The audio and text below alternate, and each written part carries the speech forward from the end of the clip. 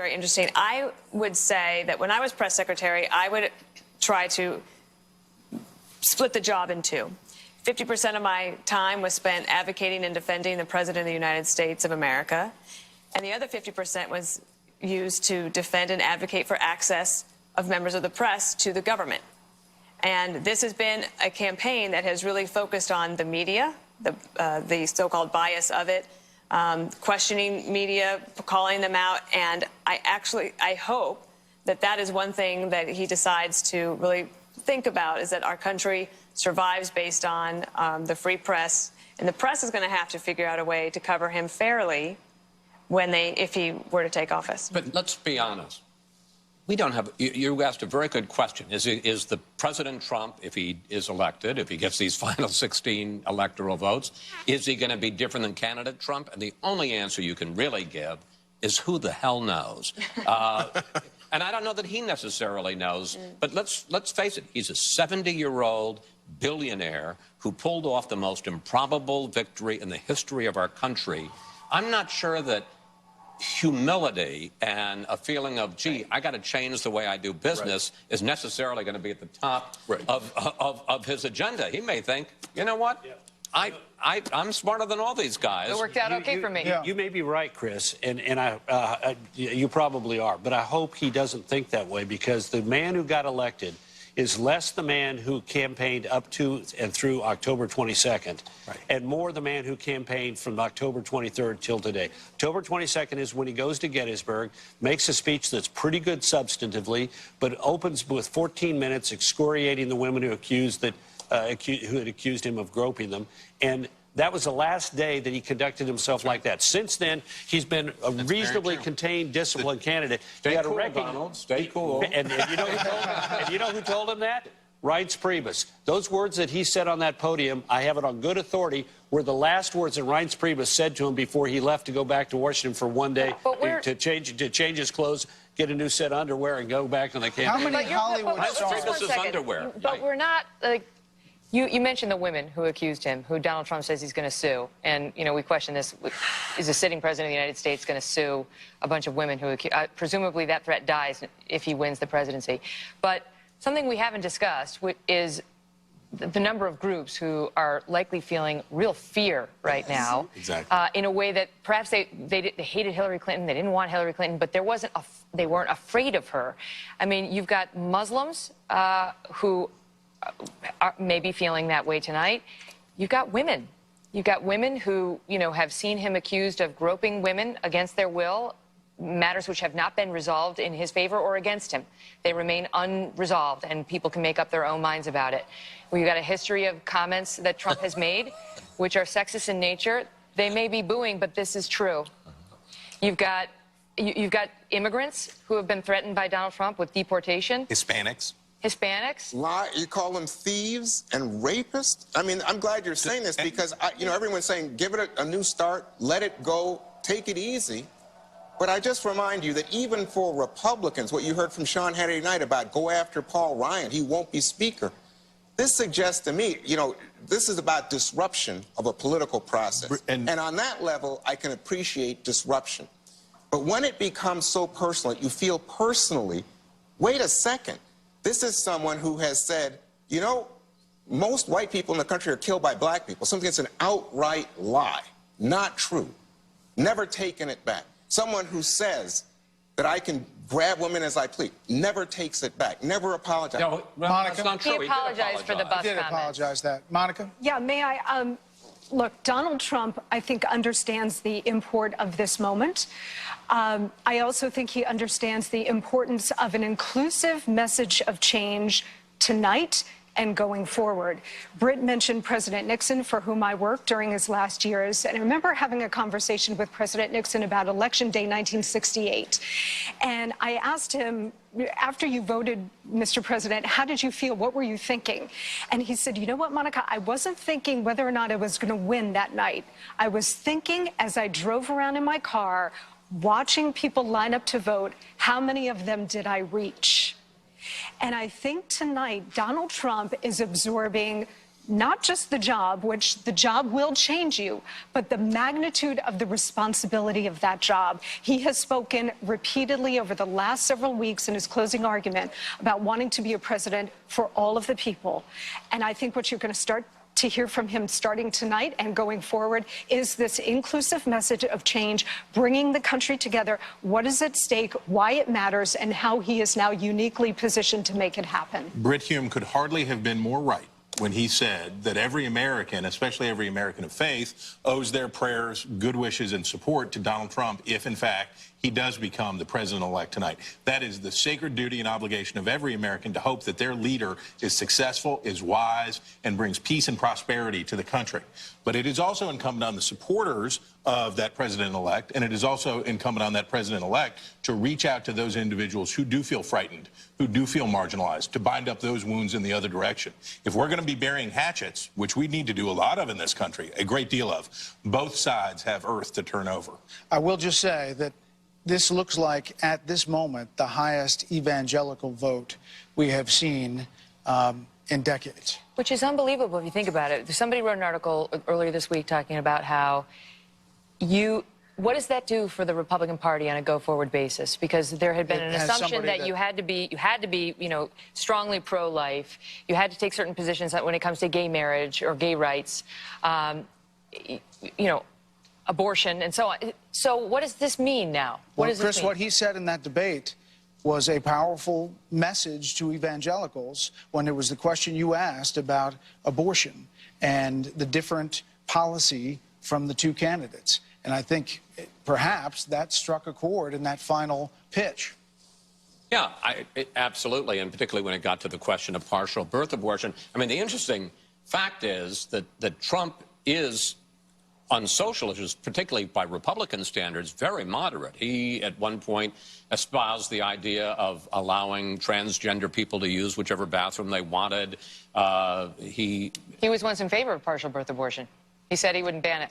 Right. Okay. But if your two choices are Hillary Clinton or Donald Trump, right. No, and you're an evangelical voter. But I'm just saying that he's not your typical, I mean, when you think of George W. Bush or Ronald Reagan, he's not your typical evangelical Republican politician. But he's proven that you can get the Republican nomination, right? This is something for those moderate Republicans out there who aren't so keen on Donald Trump. He has proven that you can get the Republican nomination, you can win the presidency potentially, even if you don't subscribe to the more conservative social views, which, listen, he's sort of paid some lip service to it today, but he's had a lifelong history as a Democrat and as somebody who is more liberal socially. And he said a lot of the right things for the Republican once he secured the nomination and was running. But the truth is that doctrine has been busted up as well by Donald Trump. We're coming up to the top of the hour, and we are waiting on a few states, the biggest, Michigan and Pennsylvania. Stay with Fox News Channel for continuing coverage of the 2016 presidential election.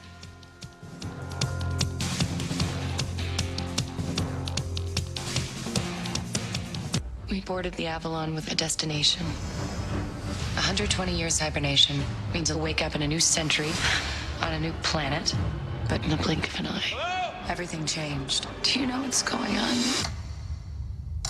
We woke up 90 years too soon. There's something they didn't tell us. There's a reason we woke up early.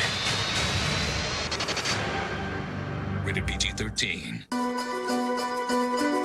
By 2050, we'll need twice the food from the same acreage to feed the world. That's going to take serious innovation. I'm John, research agronomist at Coke. We're challenging ourselves to create more advanced fertilizers that deliver nutrients to our crops more efficiently while respecting our environment, so farmers can apply less and grow more. We are Coke. What's it like to be in good hands? Like finding new ways to be taken care of. Home, car, life insurance, obviously. Oh. But with added touches you can't get everywhere else, like claim-free rewards or safe driving bonus checks. Oh, yes. Even a claim satisfaction guarantee. N means protection plus unique extras. Only from an expert Allstate agent. It's good to be in good hands. Today, it's complete fallout from our Election Day coverage. It all kicks off at 5 a.m. with a special Fox and Friends, followed by America's Newsroom and Happening Now. What gets you out of bed? Is it just a routine, or is it something greater? Somewhere inside each of us is a calling. But it can't be bought, borrowed, or given to you. Your calling is unlike any other. And it has to be discovered. Liberty University, right now. Discover your calling at liberty.edu. Look at me. I know what I am.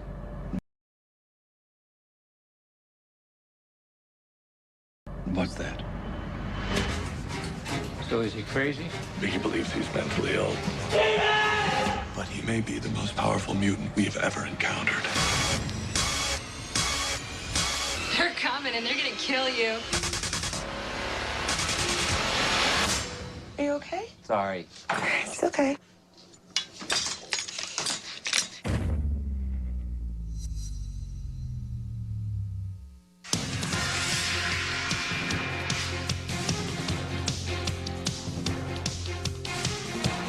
Look at the crowd outside of the Fox News headquarters. Remember that time we said we thought we'd be able to make a call by 11, and the early exit polls looked like that call would probably go to Hillary Clinton? Not so much. We are watching right now states including Michigan, which has been too close to call, Pennsylvania, which has been too close to call, New Hampshire, Minnesota, Maine, Arizona. None of those has come in, and we started the evening saying Trump needed to pull an inside straight. Shoes on a very different foot now, mixing metaphors. But she needs an inside straight, and it should be, you know, ideally it would be a flush as well, straight flush. It's going to be hard, is my point.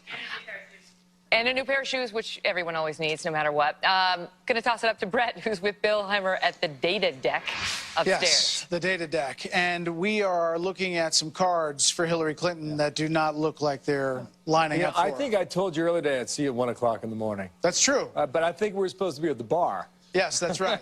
There are casinos in Michigan. Show us some Michigan. Here's what I've been watching for the last 30 minutes, okay? 30 minutes ago, Trump's margin was about 34,000 in Michigan. And then it bumped up to 42,000. And then so these are remaining counties. Correct, yeah, northern Michigan. Then it bumped up to 59,000. My point is, every time you watch it, maybe it's 5,000, Brett, maybe it's 10, maybe it's 2,000. But right now it's 50. Correct. Yeah, 59. Did it change again? No, 51. Oh, boy. I mean, I gave up math when I got an iPhone. There you go. Okay, 59. So let me take you to Pennsylvania here, and this is what's happened over the last 30 minutes. At 12:30 East Coast time, he was up 26,000 votes. 15 minutes later, he was up 35,000 votes in Pennsylvania. And right now, based on that board, it's 52. Okay, it had been 59. It came down about 5,000. So you're at 52,000 vote margin there in the state of Pennsylvania. So either one of those states obviously puts him over the top of 270 electoral votes to win.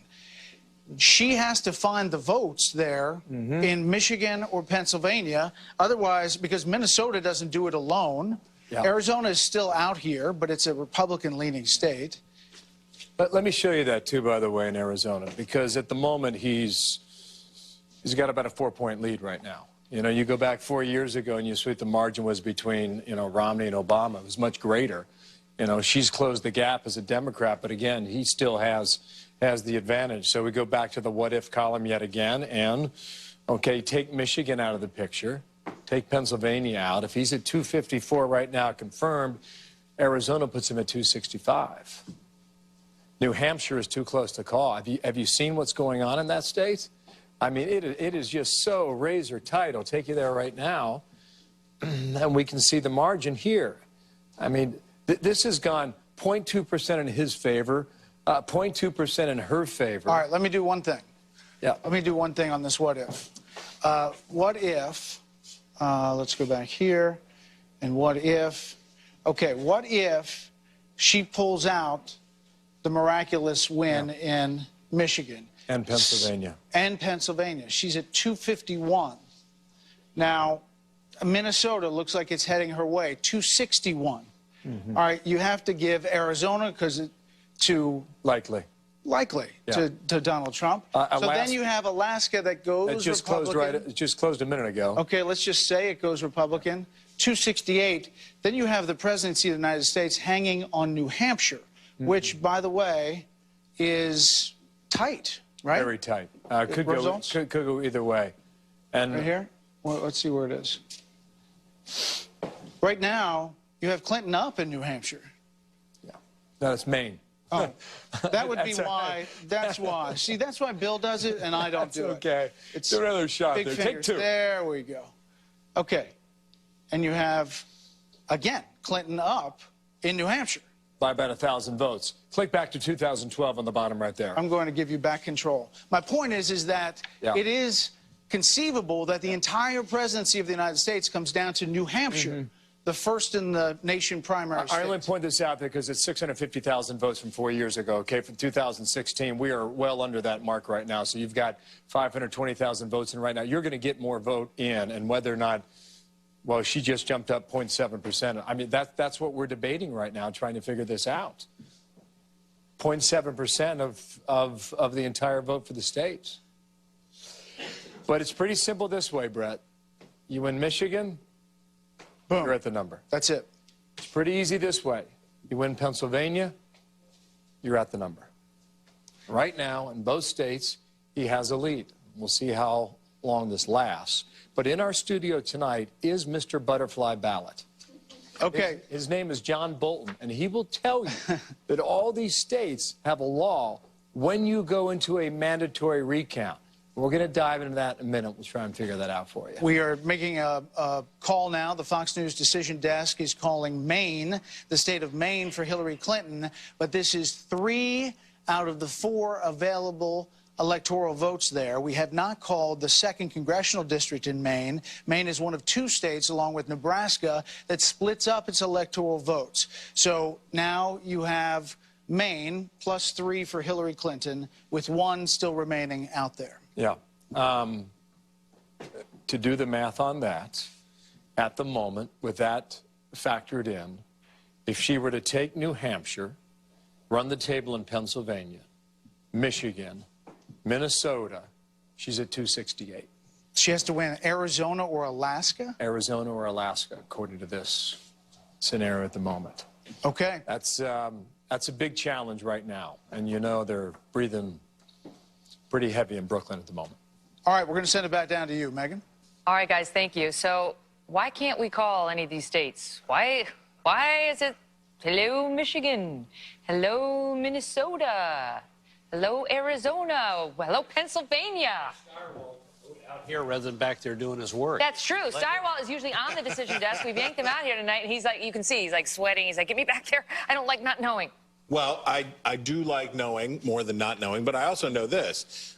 Pennsylvania is hard to call. Now, Carl and I were just talking about, there are some places in Pennsylvania that she has very obviously underperformed. But there is still a path for her, or at least there was as of about 3 minutes ago, a path for her in Pennsylvania to get this done. As far as, you know, we want to be careful about calls even when they look obvious. So something like Arizona, right? So you look at that and you say, well, gosh, that should be enough. But we would rather be, when it's this close, we'd rather be right than be early. Just looking at so up here on the wall, you've got all the states we haven't called, right? I don't know if it's all of them, but it's a lot of them, the big ones. And look at that. So obviously Michigan is the best one because if he got 16, that's it. He wins the presidency. If we project Michigan for Donald Trump, he wins the presidency. Pennsylvania, same deal. All the others need a little bit of extra. Minnesota's 10, but you can see if he could add, 10 gets him to 264, and then he needs 6, so he can cobble together a couple more. Arizona, we haven't yet called. That's 11. If he could win Arizona and Minnesota, Arizona and one of the others, well, if he won Arizona and New Hampshire, that would get him to 269. It would mean the worst he could do is a tie, and he wins if it's a tie. And if he got in Maine's second congressional district is still out. Well, 250. Arizona plus New Hampshire. 269. Yes. I didn't. You said 250. Oh no, 269 would mean a tie, and he's president. Okay. So Arizona and New Hampshire would do it. Oh, good. All right. So listen, we like to reminisce here. We love to go back down old memory lanes. So I'm actually going to take a walk to the decision desk and find out what's the deal with Michigan, what's the deal with Minnesota. It was so fun the last time, so we're just going to, but, you know.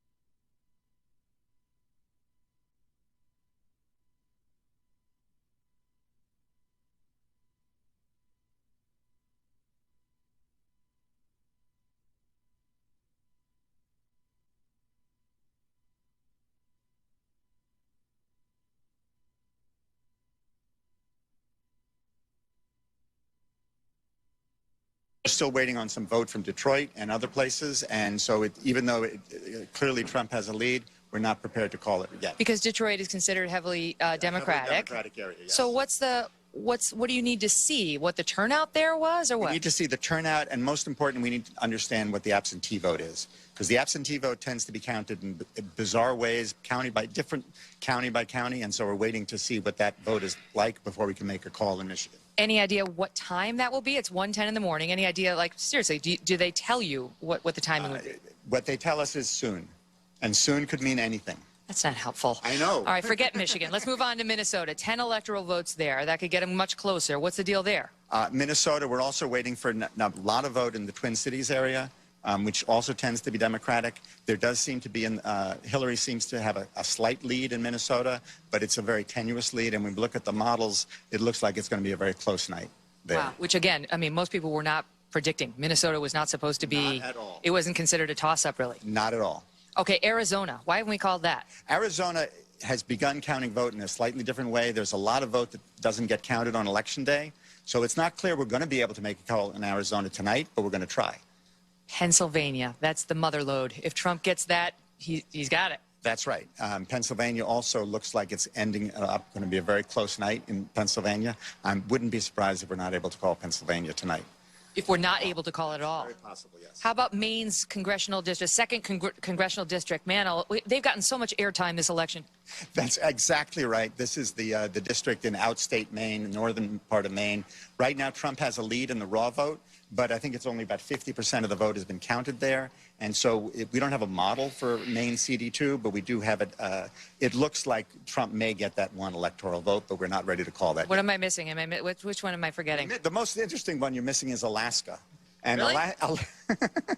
Precisely. Alaska has 3 electoral votes. Historically, Alaska has always gone Republican. Right now, we're looking at conflicting data from Alaska, and Alaska is another state that tends to count vote extremely slowly.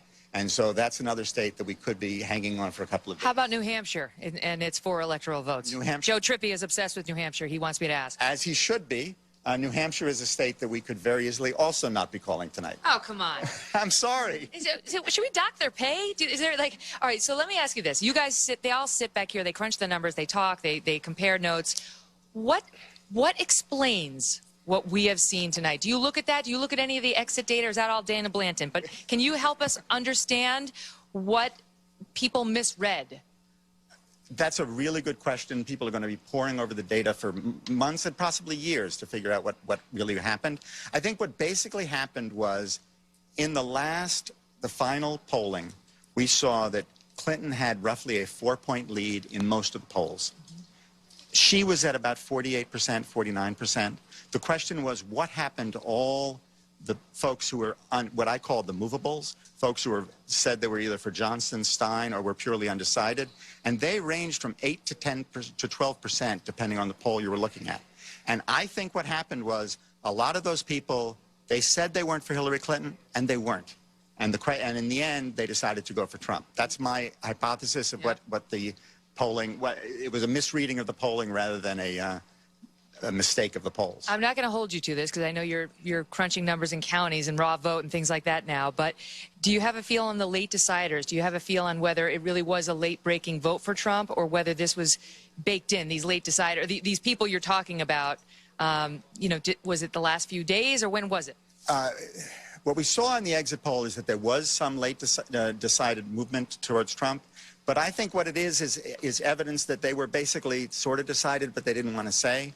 And then in the end, they went for Trump. So it is what you're saying that the shy Trump voter really was out there? I guess so. Yep. It doesn't seem possible that you can be a shy Trump voter, right? Like, what we know of the Trump voters is they are not shy. They are not shy. Exactly, and that's the big difference between this general election and what we were seeing all year in the primaries. All year in the primaries, the Trump number from the polling was exactly the Trump number that he got in the primary. And all the undecided went away from Trump. This time we're seeing that a lot of that undecided, in fact, wound up being a Trump vote. All right, last question. What of the states that are still out there? Oh, and one more thing. Yeah, go. The other thing to note is that right now Clinton is ahead in the popular vote. And that was something actually a lot of analysts understood, that in fact a Democratic lead of 3 or 4% translated into an electoral college photo finish, which is what we're seeing right now, that basically Democrats run up the score in states like California, New York, Illinois, and roughly 3% of the vote is wasted by Democrats in those states. That's just the way the Continental Congress decided it, and it's wasted in those states. And so, even though you might have a 3% lead in the popular vote, that could translate into an electoral college photo finish. All right, so I actually have 2 more questions. Number 1 is, does she have any chance left? I'm not going to answer that question. Okay, all right, I had to try. So number 2 is, what is the state you guys think you're most likely to call next? I realize you don't know. Which one are we most likely to get next? We're looking at a number of states that we could possibly call very quick. Does it begin with an M? You're a very good interviewer. You're not going to tell me? No, not yet. Arnon, thank you. Thank you. Thank you, all of you guys. You guys are unsung heroes here at Fox News and all the work you do. You too, Kath. All of you. Thank you. Thank you. It's a pleasure. Honored to work with these guys. Back on over to the decision desk. Well, away from the decision desk and back to the anchor desk. Look, Karl Rove stays seated. He didn't challenge anybody. That's true. And there's no bad blood between Karl and Arnon. So that's because we didn't call somebody with 911 votes separating the 2 candidates. Were they right or weren't they? Let's not relive it. Were they right or were they right? Relive it. Woof. It's a painful moment. It's okay. We do love them. It is wonderful to work with them, but we would really like to make some calls. I think it begins with an M. He wouldn't say so, but you had to see it in his eyes. It's possible. Carl Cameron is live at Trump headquarters with reaction there as we are waiting on M states to come in. Hi, Brett. Impatient is probably the operative word of the night. There has not been a single person who has left the Trump Victory Night headquarters, is what they think it now is. The Trump family remains at Trump Tower, impatient to come over here. They're particularly interested in when Pennsylvania might get called, because after Hillary Clinton leading the polls, Donald Trump has moved into a slight lead in the actual vote count, but there's still more of the vote out to be counted. So Donald Trump and his campaign now have to start thinking about putting together a transition team. A couple of weeks ago, when the polls weren't looking all that favorable in some of the battleground states, Donald Trump instructed his transition chairman, Chris Christie, the governor of New Jersey, to slow down on the transition work and pony up some of those people to help him actually win the race. He is on the precipice of doing exactly that, which means that the transition effort has probably fallen behind a little bit. Now he's got to deal with the acceptance speech and putting the transition on overdrive in order to start forming a government, assuming that M state, or maybe the P state of Pennsylvania, or perhaps Arizona and some combination of others, including Alaska, will put him over the top. They would like very much for our decision desk to make their decision so that they can come down here and make their speeches. You know, on TV jargon, you have what's called Mix Plus, because we can hear the broadcast in the hall there. So you did an excellent job, Carl, talking through the, the reverberation. Got to keep it interesting. You know, he's too good. You got to throw a few softballs or hardballs at him. Just see if he can still do it. And indeed, he can. Let's see what we can do to Jen Griffin. She's over at the Clinton campaign headquarters. I bet she can do it too, but we like her, so let's see. Hey, Jen. Hi, Megan. Well, it's quite a different scene over here. There are campaign staff that we've seen in tears. The hall has emptied out quite a bit behind me. We just saw a very surreal scene where Cher walked in turned around, looked at the board, and walked back out. We just saw Donna Shalala, who is the current head of the Clinton Foundation, walking out. She had her coat on. We saw Ken Salazar, who is heading Clinton's transition team. He just walked through the crowd. He had a very somber look on his face. A very different mood over here at Clinton headquarters, Megyn. Any sign of Huma or... No, we have Anybody? not seen Huma. We've not seen the Hillary Clinton herself, but certainly the lower-level staff who we've been traveling with on planes for the last few months, they are despondent, I would say. Mm-hmm. And it's, you know, it's always sad on these nights to see the side that's, in this case, likely to lose, and soon we'll know one side has lost, because they put so much effort into it. And you can feel their pain, and you can feel, you know, how badly they want it to happen. But when you look at this result tonight, Chris Wallace, you tell me whether people are going to consider that Anthony Weiner, in a way, helped bring down Hillary Clinton tonight. Sure. It certainly didn't help. They're going to look at around a lot of things, and clearly the Clinton camp isn't going to blame Hillary Clinton, right? They're not going to say, except for Neera Tanden, who seems to be the one truth teller in the group, who will say... She's emerged as the MVP of the WikiLeaks emails. Yeah, absolutely. That, you know, we'll say, why did you not get this out 2 years ago? But clearly, you know, to people who may not have followed it, because Anthony Weiner sexted, the FBI began an investigation, and they seized his laptop, and they looked at it and found all these emails, and that led James Comey, in what I personally think was a mistake, to announce that they were going to reopen the investigation.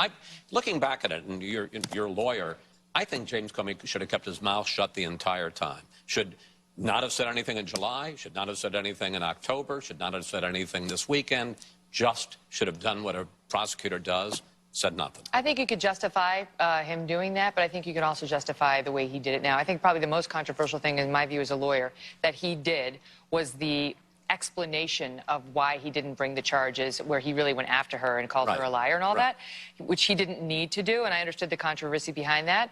But I had, as a lawyer, I had no problem with him announcing where he stood. It's not his job to manipulate the electoral process or protect her from it. It's just his job to keep Congress informed. And I do think that Hillary Clinton has only herself to blame for the email problems. I mean, she, as a lawyer, she pressed the limits, and she didn't do what she was supposed to do. And she's come out and admitted that now. But the only thing I'd say in that regard is, it is so freighted when you say something that we're going to reopen an investigation. Normally, the FBI doesn't announce they're reopening an investigation, and he wouldn't have had to announce it if he hadn't gone before Congress and said, here are the situation under which I will announce, reopen the investigation. But what if he hadn't done it? What if he hadn't done it, and then in that treasure trove on Anthony Weiner's laptop were 650,000 documents that were classified, that did relate to national security? Well, it turns out now they could have gone through them and found out and announced it before election. Let's... if we could, take an update right now on the net gains of the House and Senate, because you have the Senate with, we are still waiting on Missouri, New Hampshire, and Pennsylvania in the Senate. And Louisiana is heading to a runoff December 10th. The Senate, remember, had to have a net gain of 5 for Democrats to pick up control of the U.S. Senate. If they lose the White House, they needed all 5. Well, you're talking about Blunt in Missouri, Ayotte in New Hampshire, Toomey in Pennsylvania, and a Louisiana would be a red state holding on if they flipped it on December 10th, is the runoff scheduled. So you have 4 remaining. They would have to run the table on the remaining 4 to take control. And once we have one of these that comes in for Republicans, the control of the U.S. Senate will stick in the Republicans' Our decision has not called it, but the Democratic candidate in Missouri has called the race, and he just conceded to Roy Blunt.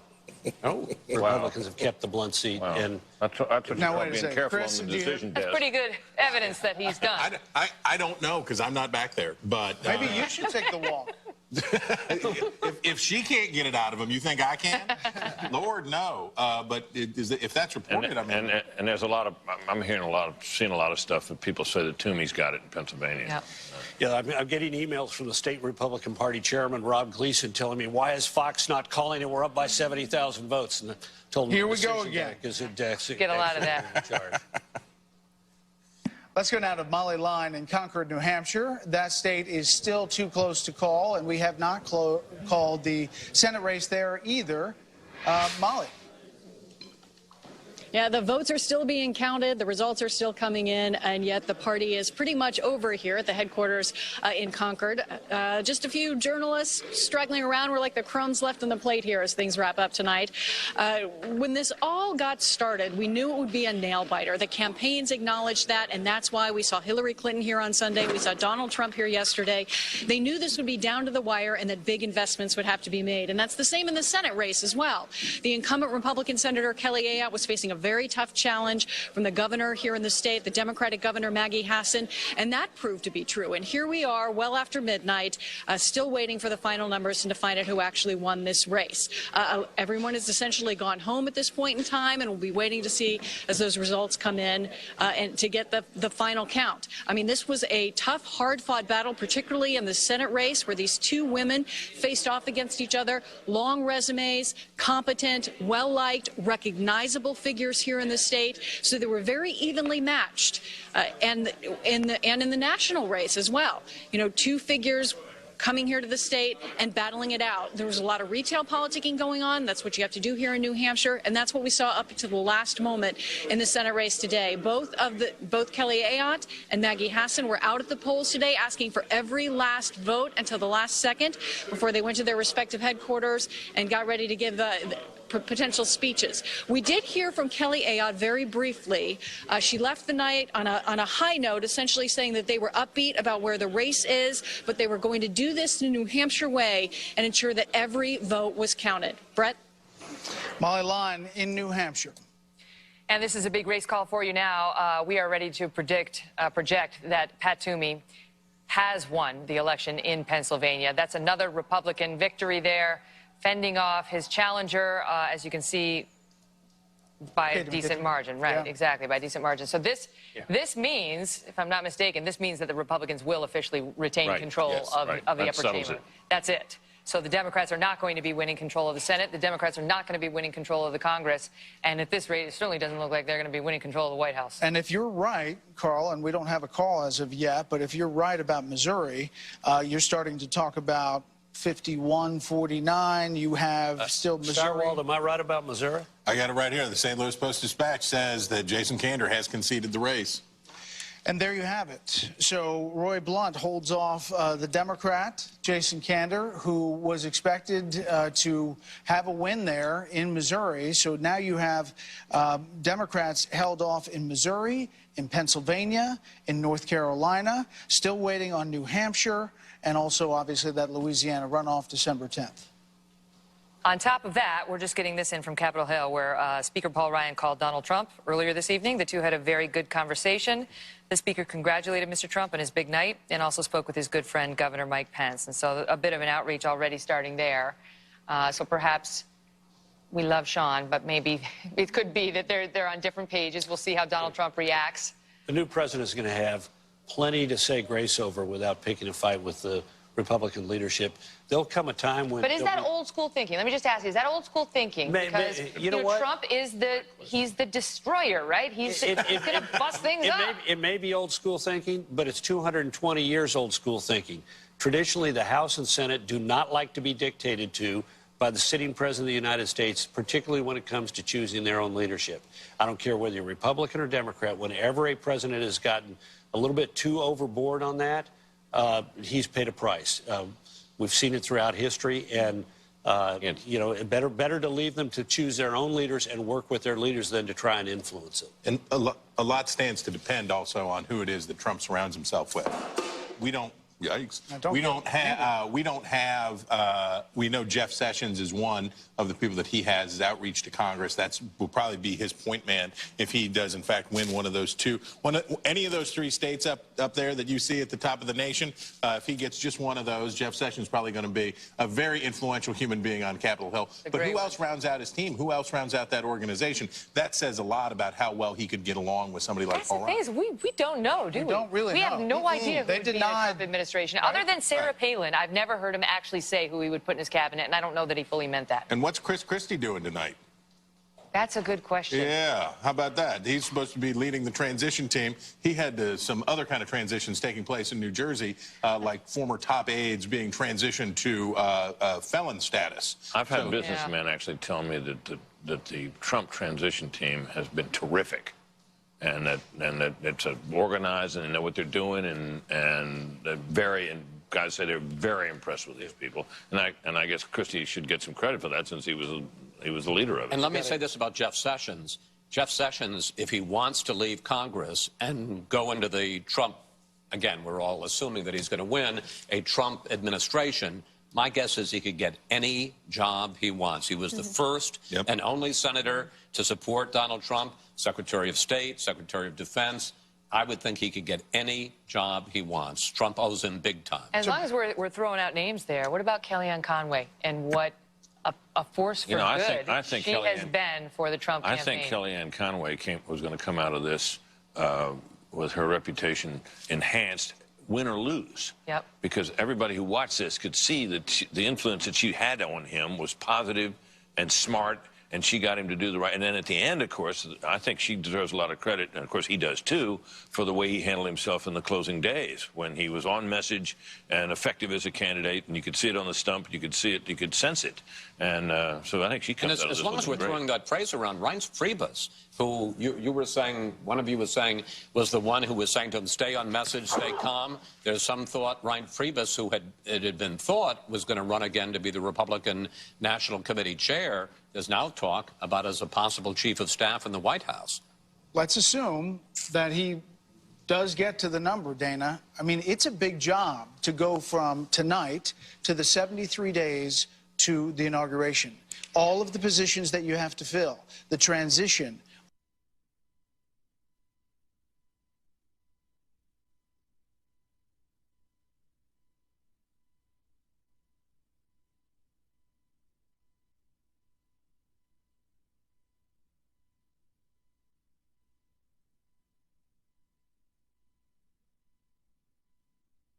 About that was not because like W's were taken off of keyboards when he came in, but because it is a time of vulnerability for the country when it comes to national security. And you know that our enemies are out there. They're looking at this. They like to strike when there's a moment of like a transition period.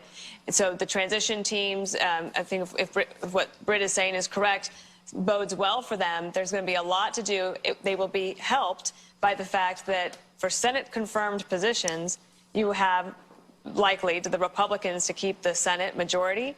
That will help and go a long way to helping getting a lot of people into their positions right away so that they're not held up in the nomination process by Democrats. Now suddenly these Republicans look like geniuses for not confirming Merrick Garland, who is a pretty moderate And you know who led the charge on that was Senator Mitch McConnell, who said on the first day he said, we will not do this. And he withstood a lot of controversy, saying that how dare you not give the president a vote, and he never caved on that. Democrats thought they were going to gain seats on that very issue. Just that issue.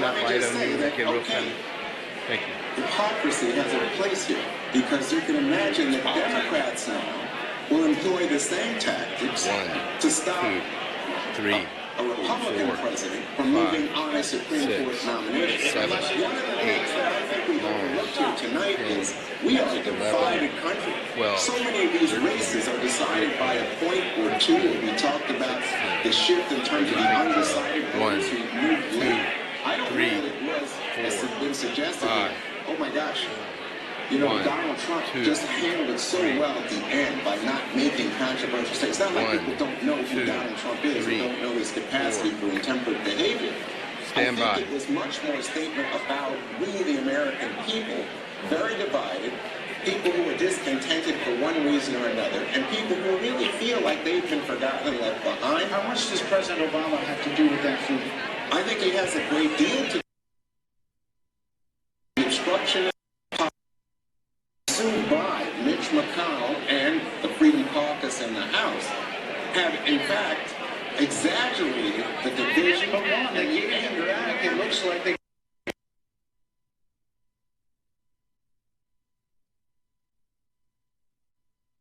was a disadvantage.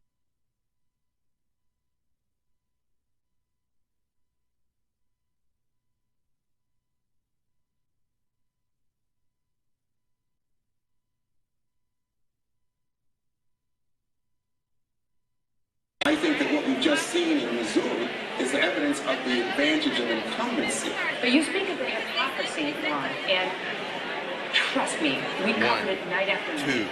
When Barack Obama was handing down executive orders, like it was candy that was handing out. It was like night after night, immigration. People were standing up, people like Law Professor Jonathan Turley and many others saying, this is a slippery slope. This is not somebody who had been known for defending a lot of Republicans. This is a slippery slope. If we let the executive have this kind of power, and the Democrats said, it's fine, because they liked the Dreamers executive order, they liked the other, the attempted executive order on immigration, which was later struck down by the courts, and the warning was, if a Republican gets into this office, are these same people defending this action going to defend it this way? And you know that they will not. Well, the thing is, it was a counter to the obstructionism that I was describing to you earlier. So I think among the Democrats, it was rationalized as a necessary... But the system is designed to be obstructionist. The system is designed to allow it. That's the point of the system, is to obstruct. That's why it's there. No, I think historically Americans have, in fact, sought to get something done and sought compromise. And what we've seen from Republicans under Obama was exactly the They're going to get something done with the Republicans from the look of it. I'm going to see compromise and head to a break. And when we come back, we'll continue our discussion about what looks like a momentous night, probably the biggest story any of us have covered. Or will ever cover. We'll be right back. All right.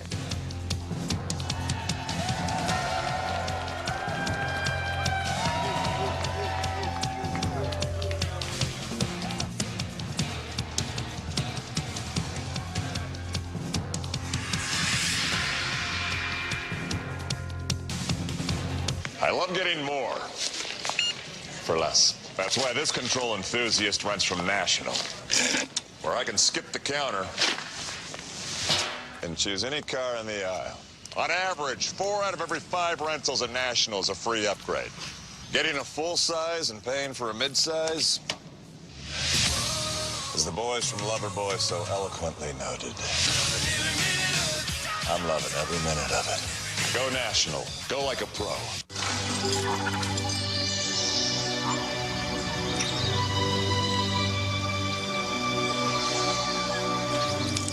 What? Is he gone? Finally! I thought he'd never leave. Why are you texting my man at 2 a.m.? If you want someone to leave you alone, you pretend like you're sleeping. It's what you do. If you want to save 15% or more on car insurance, you switch to Geico. It's what you do. Taking selfies in the kitchen does not make you a model. Okay. I thought I was managing my moderate to severe Crohn's disease. I didn't think there was anything else to talk about.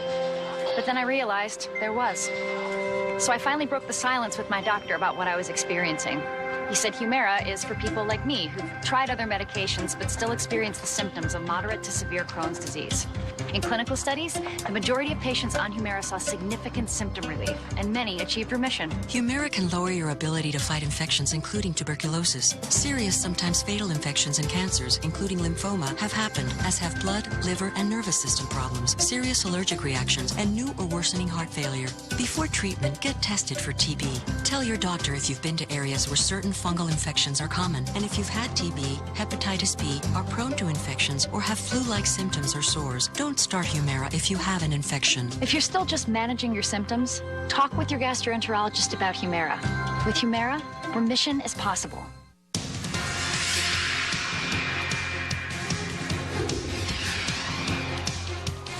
Welcome back to America's election headquarters. They're still hanging out outside. They want the news. They want to hear about Pennsylvania. They want to hear about Michigan. They want to hear about, where else do they want to hear about? New Hampshire. They are not alone. They are not alone. We're back with our panel, Britt, Chris, Dana, Juan, Monica, Chris, and Carl. As you look at the national popular vote, Donald Trump has now taken the lead, 48.2% to 47.1%, 611,000 Americans have voted for Donald Trump as of right now.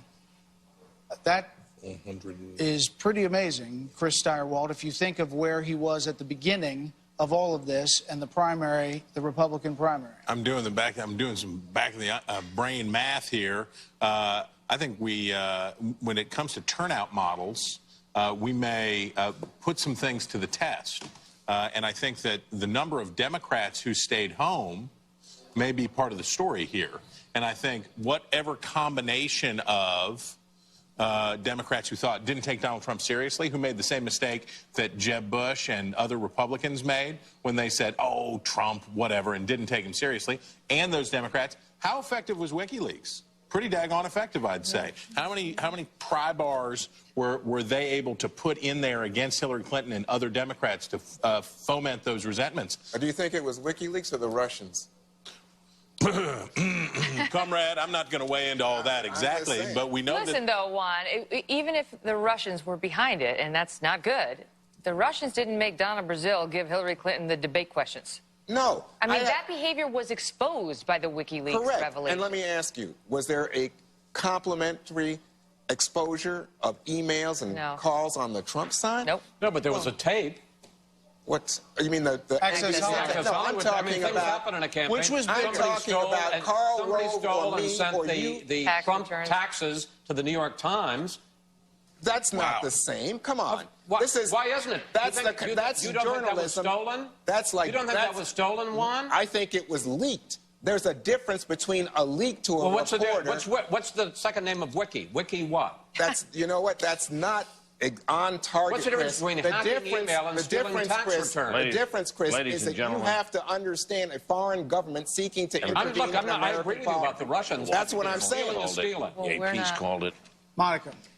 Yeah, you know, we've been talking a lot about why Donald Trump may, in fact, win the presidency tonight, but we haven't spent a lot of time talking about why Mrs. Clinton may have lost tonight. Right. She had a corruption problem. She had an honesty and trustworthy problem. She had a likability problem.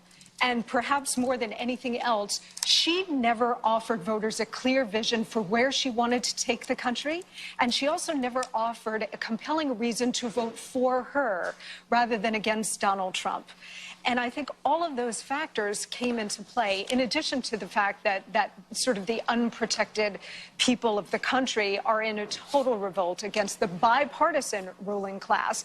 And in terms of a divided country, I understand a lot of these races are very tight. But when you take a look at that map, it looks pretty darn red to me. And if you think that Donald Trump is going to win the presidency and the Republicans are going to hold both the Senate and the House, this looks like a complete repudiation of President Obama and the status quo and the Democratic agenda.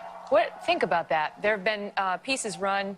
Frontline, I think, recently ran a piece talking about this moment at the 2011 White House Correspondents' Dinner, where President Obama got up there and just went after Trump, went after him. It was brutal. It was retribution for Trump's birtherism and for all that Trump had done on Barack Obama's birthplace and so on. And he embarrassed Trump in front of a room full of people. And the theory was this the moment that Donald Trump said to himself, I'm coming for you. You coming for your think I'm a legacy. joke? Yeah, I'm coming for your legacy. I'm coming for your job. You think I'm a joke? Stand by. And whether Barack Obama has himself to thank or blame, depending on your point of view, for what has happened tonight to his legacy and his predictions. It was a pretty funny speech. He deserved to throw It was funny. The Lion King part was really good. That was really good. Dana, your thoughts on that? Well, I have been thinking about what I think will be the inevitable result, that Donald Trump will win the presidency. So then I immediately start thinking about the transition and then how do you get from one administration to the next. It will be very interesting to see how President Obama decides to speak about this. Obviously, Hillary Clinton is going to have to speak first, but soon after that, you're going to want to hear from the President of the United States. You know, he tweeted something today that no matter what happens tonight, the sun will come up tomorrow. Or now in like 4 hours. But whether he is able to set aside some of that personal disgust that he expressed through a humorous speech, but also then on the campaign trail. This is one of the first times in many, many decades that a president has actually gone out and campaigned. Partly that's because there was unpopularity problems, but also because he knew that it is so important to cement his legacy for him to have been followed by Hillary Clinton. And if that does not happen, that will be extremely Obama dangerous has for him. held open a day later this week to meet with the new president. Yep. So imagine that shot, which we always see. We saw it with Bush and Obama. Imagine Donald Trump and Barack Obama, two men who can't stand each other, walking down the colonnade and the Rose Garden together. But they can do it. Listen, not to compare that situation to my own relationship with Donald Trump. But for the record, he and I had this dust-up, as you know. You guys know, at the first debate. He was very unhappy with that question, as you may be familiar. And months later, he attacked me for months. I went to see him at Trump Tower, and he could not have been more gracious. He was kind. He was charming. He was quick to forget it all, as was I. And we did fine from that point forward. Again, I'm not comparing the two relationships. I'm saying that as much as we know him as a man who holds a grudge and won't forget, I don't know whether that is reality. I'm frankly thinking less of Donald Trump than I am Barack Obama. Right. I mean, Donald Trump's going to be the winner. He's coming in. He's moving in. It's all imagine Barack Obama with a man he has utter contempt for and turning over the keys to the White House. But it's also important to remember that Barack Obama right now has a 55% approval rating. Yeah. So in part maybe because they looked at the other two candidates. Well, I was about to say. That could be. This president's pretty... right. Okay. But in terms of what we're hearing tonight, in terms of some of the analysis, it says, well, this is a repudiation of Obama, Obamacare, the Obama economic, the Obama foreign policy, the Iran deal. I could go on. You got to stop and say, well, what is going on in America that you can get a 55% approval for a president at the end of his second term? Very unusual. And at the same time have this very close, but it seems to me, I would agree that it looks as if we're going to have a President Trump. Can we give the president some credit? Jen Psaki said the president's ready to hand the baton over. That's what she said. He's ready, whomever. Is it Trump? Is it Clinton? He's ready to do it. We heard the kind-hearted, patriotic remarks that Barack Obama made about a Trump protester who showed up at his rally. Yep. He said that that man was a veteran who deserved our respect. Now, I believe that the presidency, people grow in office. I think people become more wise. They become more mature. We've heard divisive things from Barack Obama in the past. There is no question about it. But this is an opportunity for, as we would say back home, you have to give people the opportunity to do the right thing because sometimes they're going to surprise you. And this is an opportunity for both of these men and for this woman to do the right thing for the country and surprise us. Let's talk about a couple of the people who helped him get there.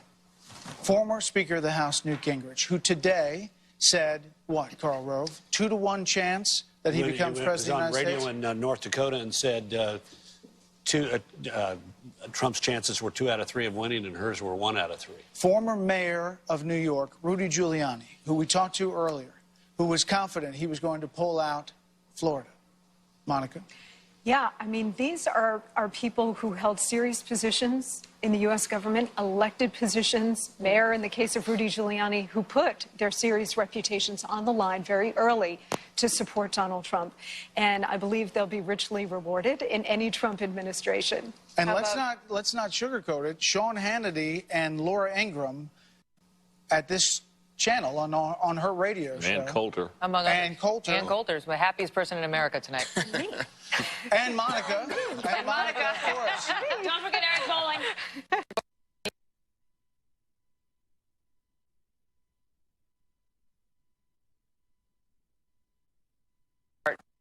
Which is this alt-right website, who came into the campaign late, and everyone said, oh, Steve Bannon, but when Steve Bannon was in there. And Steve Bannon, you know, he said some very controversial things, and he's a very controversial man. And the question But it's been very quiet during the campaign, right? So, like, very behind the scenes. I don't know a lot about his management style, or even, and I don't know him at all. I don't know if he wants to He does serve not in like government. Republicans. No, that's true. But I don't know if he wants to serve in government. Like, setting that aside, I mean, a lot of people don't like Republicans or Democrats. But so now that if they win, they get to govern. And then governing is different than campaigning. And it's wonderful. It's very rewarding. I don't know if it's richly rewarding. That's probably not the best term to use.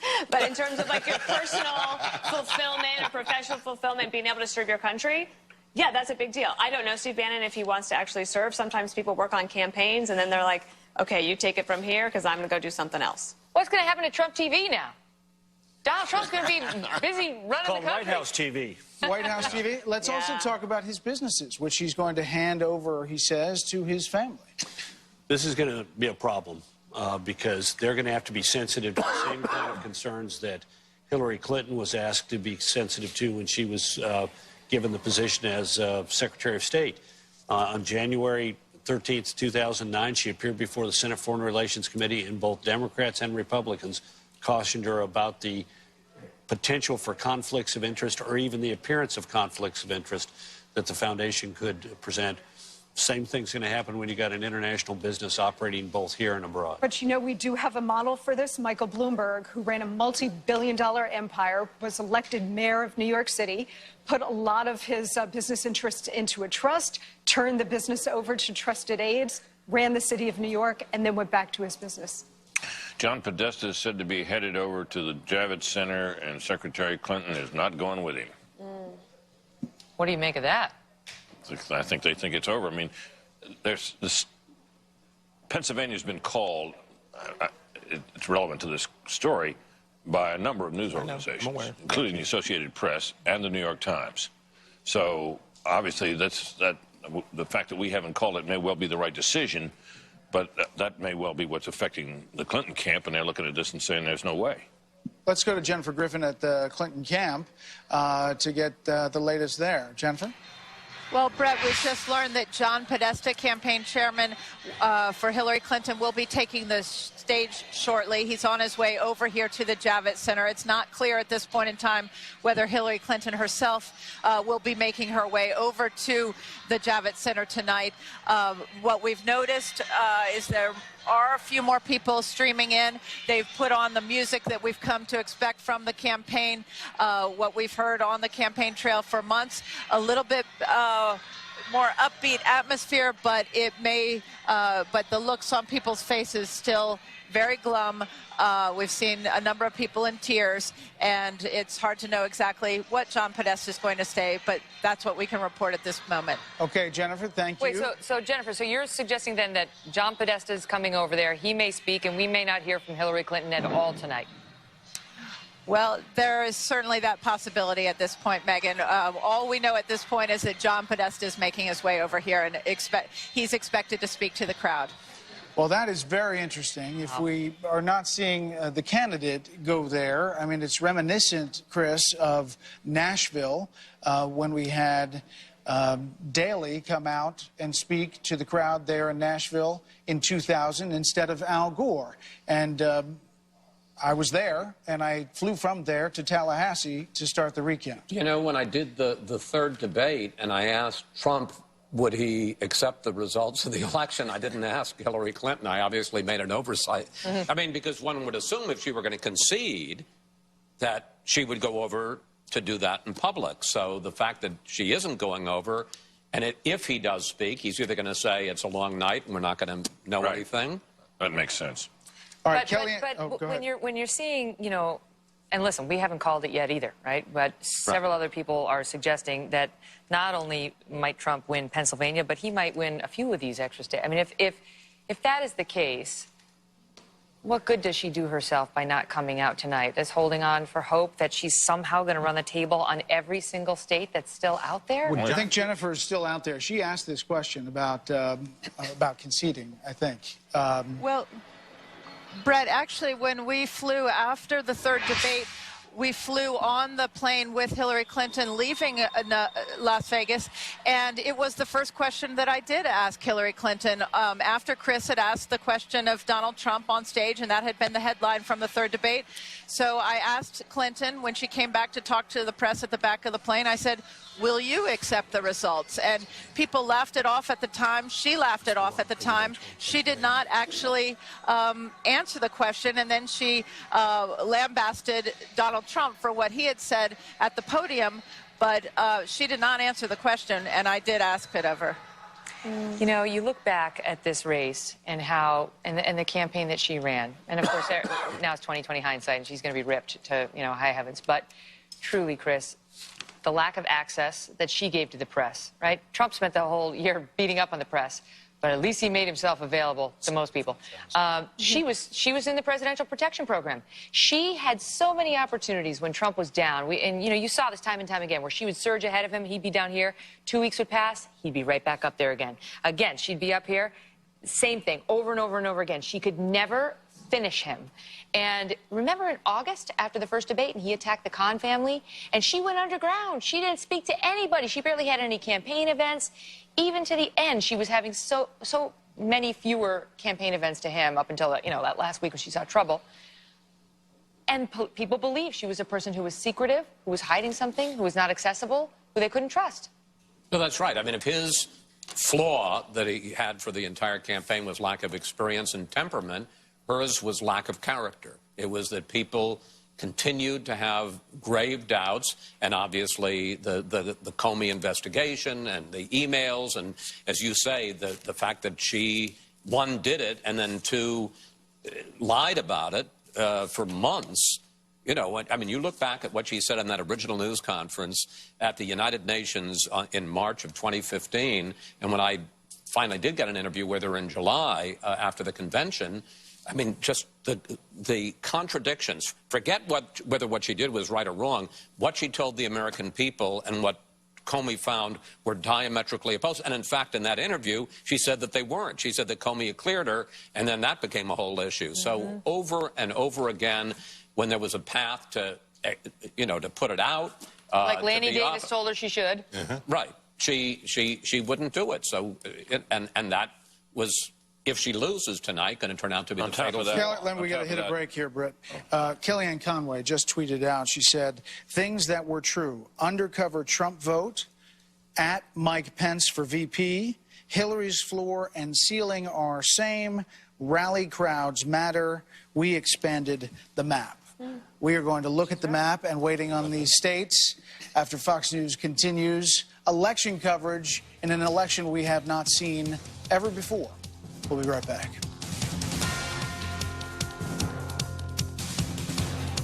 Ruth, she had a recipe for everything. Make big plans, but live spontaneously. Travel more. Live without regret. Take pictures. In 20 years, you'll be glad you did. And make your best memories on a 500-degree sizzling plate. Ruth's Chris Steakhouse. This is how it's done. The power of OxyClean is now in a laundry detergent. 1 cap beats 4 caps of the leading value brand to remove tough stains better for brilliant whites and vivid brights. Try OxyClean HD laundry detergent today. Save up to 20% versus the leading brand. Your brain is an amazing thing. But as you get older, it naturally begins to change, causing a lack of sharpness or even trouble with recall. Thankfully, the breakthrough in Prevagen helps your brain and actually improves memory. The secret is an ingredient originally discovered in jellyfish. In clinical trials, Prevagen has been shown to improve short-term memory. Prevagen, the name to remember. Constipated? Trust #1 doctor-recommended Dulcolax. Use Dulcolax tablets for gentle overnight relief, suppositories for relief in minutes, and stool softeners for comfortable relief of hard stools.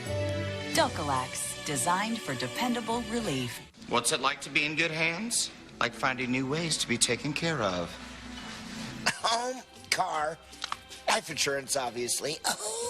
But with added touches you can't get everywhere else, like claim-free rewards? Or safe driving bonus checks. Oh, yes. Even a claim satisfaction guarantee.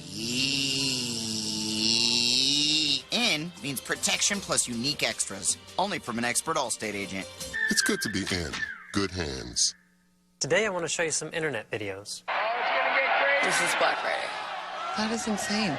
I would never do that. At Chevy, you can avoid the chaos and get great deals on the most awarded lineup. I like that. Bam! It's awesome. Then I have to camp out the Chevy dealer 2 days in advance. I love it. Wow. And you don't have to wait until Black Friday. Find your tag and get 20% cash back or get 0% financing for 72 months on select remaining 2016 Silverado double cabs in stock. Find new roads at your local Chevy dealer.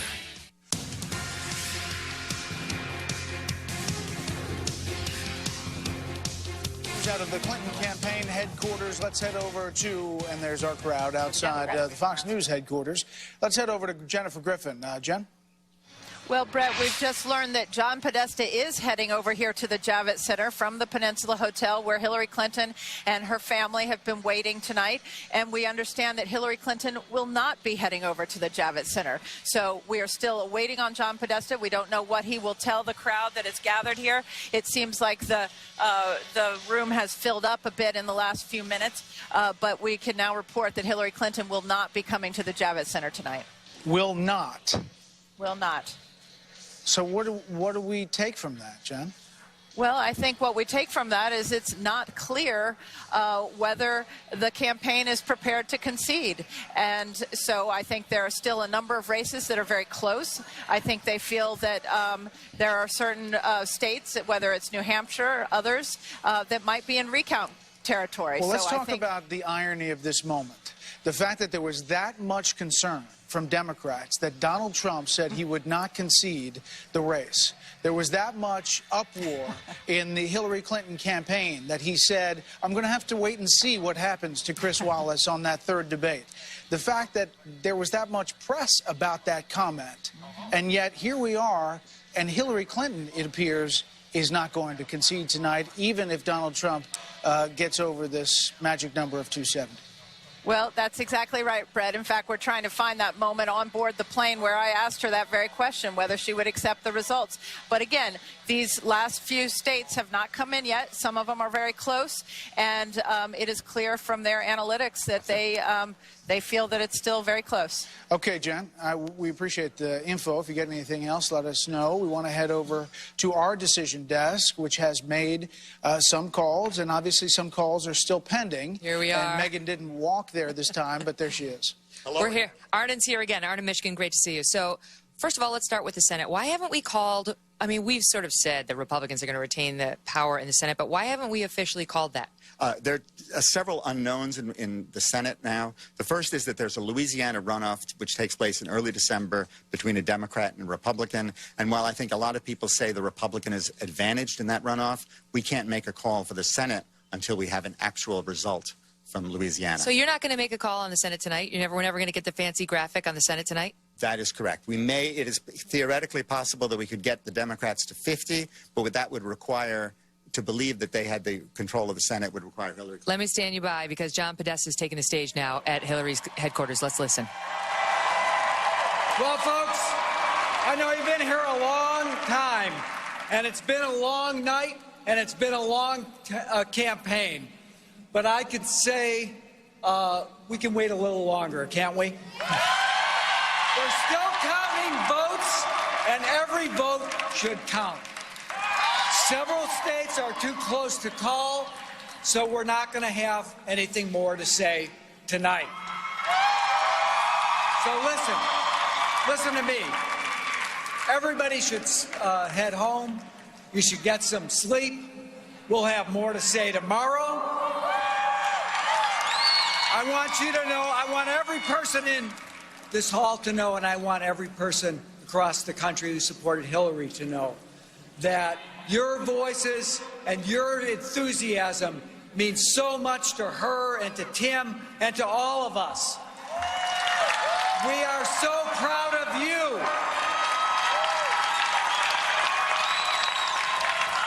And we are so proud of her. She's done an amazing job, and she is not done yet. So thank you for being with her. She has always been with you. I have to say this tonight. Good night. We will be back. We'll have more to say. Let's get those votes counted, and let's bring this home. Thank you so much for all of you have done. You are in all of our hearts. Thank you. John Podesta, chairman of the Clinton campaign, with a message of head home and get some sleep. Certainly not what they expected to be delivering at campaign headquarters for Hillary Clinton tonight. Now the ball is in Donald Trump's court, as none of the television networks have called this race for him, nor have they called Pennsylvania for him. Some of the outstanding states we're waiting on. The Associated Press has made some different calls. We're here at our decision desk with Arne Mishkin, who's the head of the desk, and I'm going to ask you about that. So first of all, where do we stand on Pennsylvania? Pennsylvania right now, Trump is in the lead. There are, however, a number of outstanding votes that have not yet been counted. And more important, there are a number of counties where we actually don't know how many votes are really outstanding, particularly absentee votes. And the thing about absentee votes is absentee votes tend to be different than election day votes. So until we see how many absentee votes are outstanding and get that number, it's going to be very difficult to make a call. Do you agree that that state might not be called tonight? That is very possible. Wow. All right, what about, we're back in Michigan now. What's happening in Michigan? In Michigan, we're waiting for a dump of absentee votes in a number of places, particularly in places where the Democrats tend to be very strong, such as Detroit. And until we see that, it's going to be, we won't be able to get to where we would like to be, which is 99.95% probability of victory. So you might not call Michigan tonight? That is a possibility, although we'll be staying here late and seeing how the vote comes in. Minnesota? Minnesota is a very close state. Right now, I think Hillary Clinton is up, but it's nowhere near the place where you could be callable, the state would be callable. Are we waiting on an additional vote or absentee? What's the problem there? More vote to be counted, and similarly in New Hampshire, which is also looks like it's headed. It's so small. How can we not have all the votes in New Hampshire? That's a really good question. What's the answer? I don't know. Do you think you're going to be able to call New Hampshire tonight? I think New Hampshire tonight is potentially very doubtful. Really? Yes. All right, so maybe we should start with what you think you might be able to call. What is outstanding that looks like a possibility? We may be able to call Pennsylvania president, and we may be able to call Michigan president, but that would take within an hour or two before we can call that. You'll know within the next 2 hours, you think? I would suspect, yes. Whether you can call it, not who's won necessarily. I think actually those two answers will converge. They're the same. Yeah. Okay. And so, do you agree with John Podesta's decision to come out there and tell everybody to go to sleep and go home, and her decision not to concede tonight? Well, you guys pay me to count vote. But I will say that I would argue that one of the big mistakes Al Gore made in 2000 was appearing to be about to concede and then not to concede. So I think that what Podesta is doing today, or what the Clinton people are doing today, which is actually what the Nixon people kind of did in 1960 when they didn't concede, although in the case of 1960 he sort of appeared to concede and then didn't concede. I think what they're doing is probably very shrewd from their perspective. Because she doesn't, I mean, you tell me whether you believe she's thinking she's got a good shot of still winning this tonight, or whether she's just thinking there is some chance, so I'll wait to see whether that pans out. I think it's the some chance, so I should wait to see how this pans out. And now the decision is Donald Trump's. What would you do if you were Trump? Would you wait if you've got all the networks refusing to actually call it because it is tight? It's tight. Do you go out there and claim victory, or do you still go out there and give a uniting message and a standby for tomorrow? Brett? We're looking live at the Javits Center where Democrats in the Hillary Clinton camp are leaving.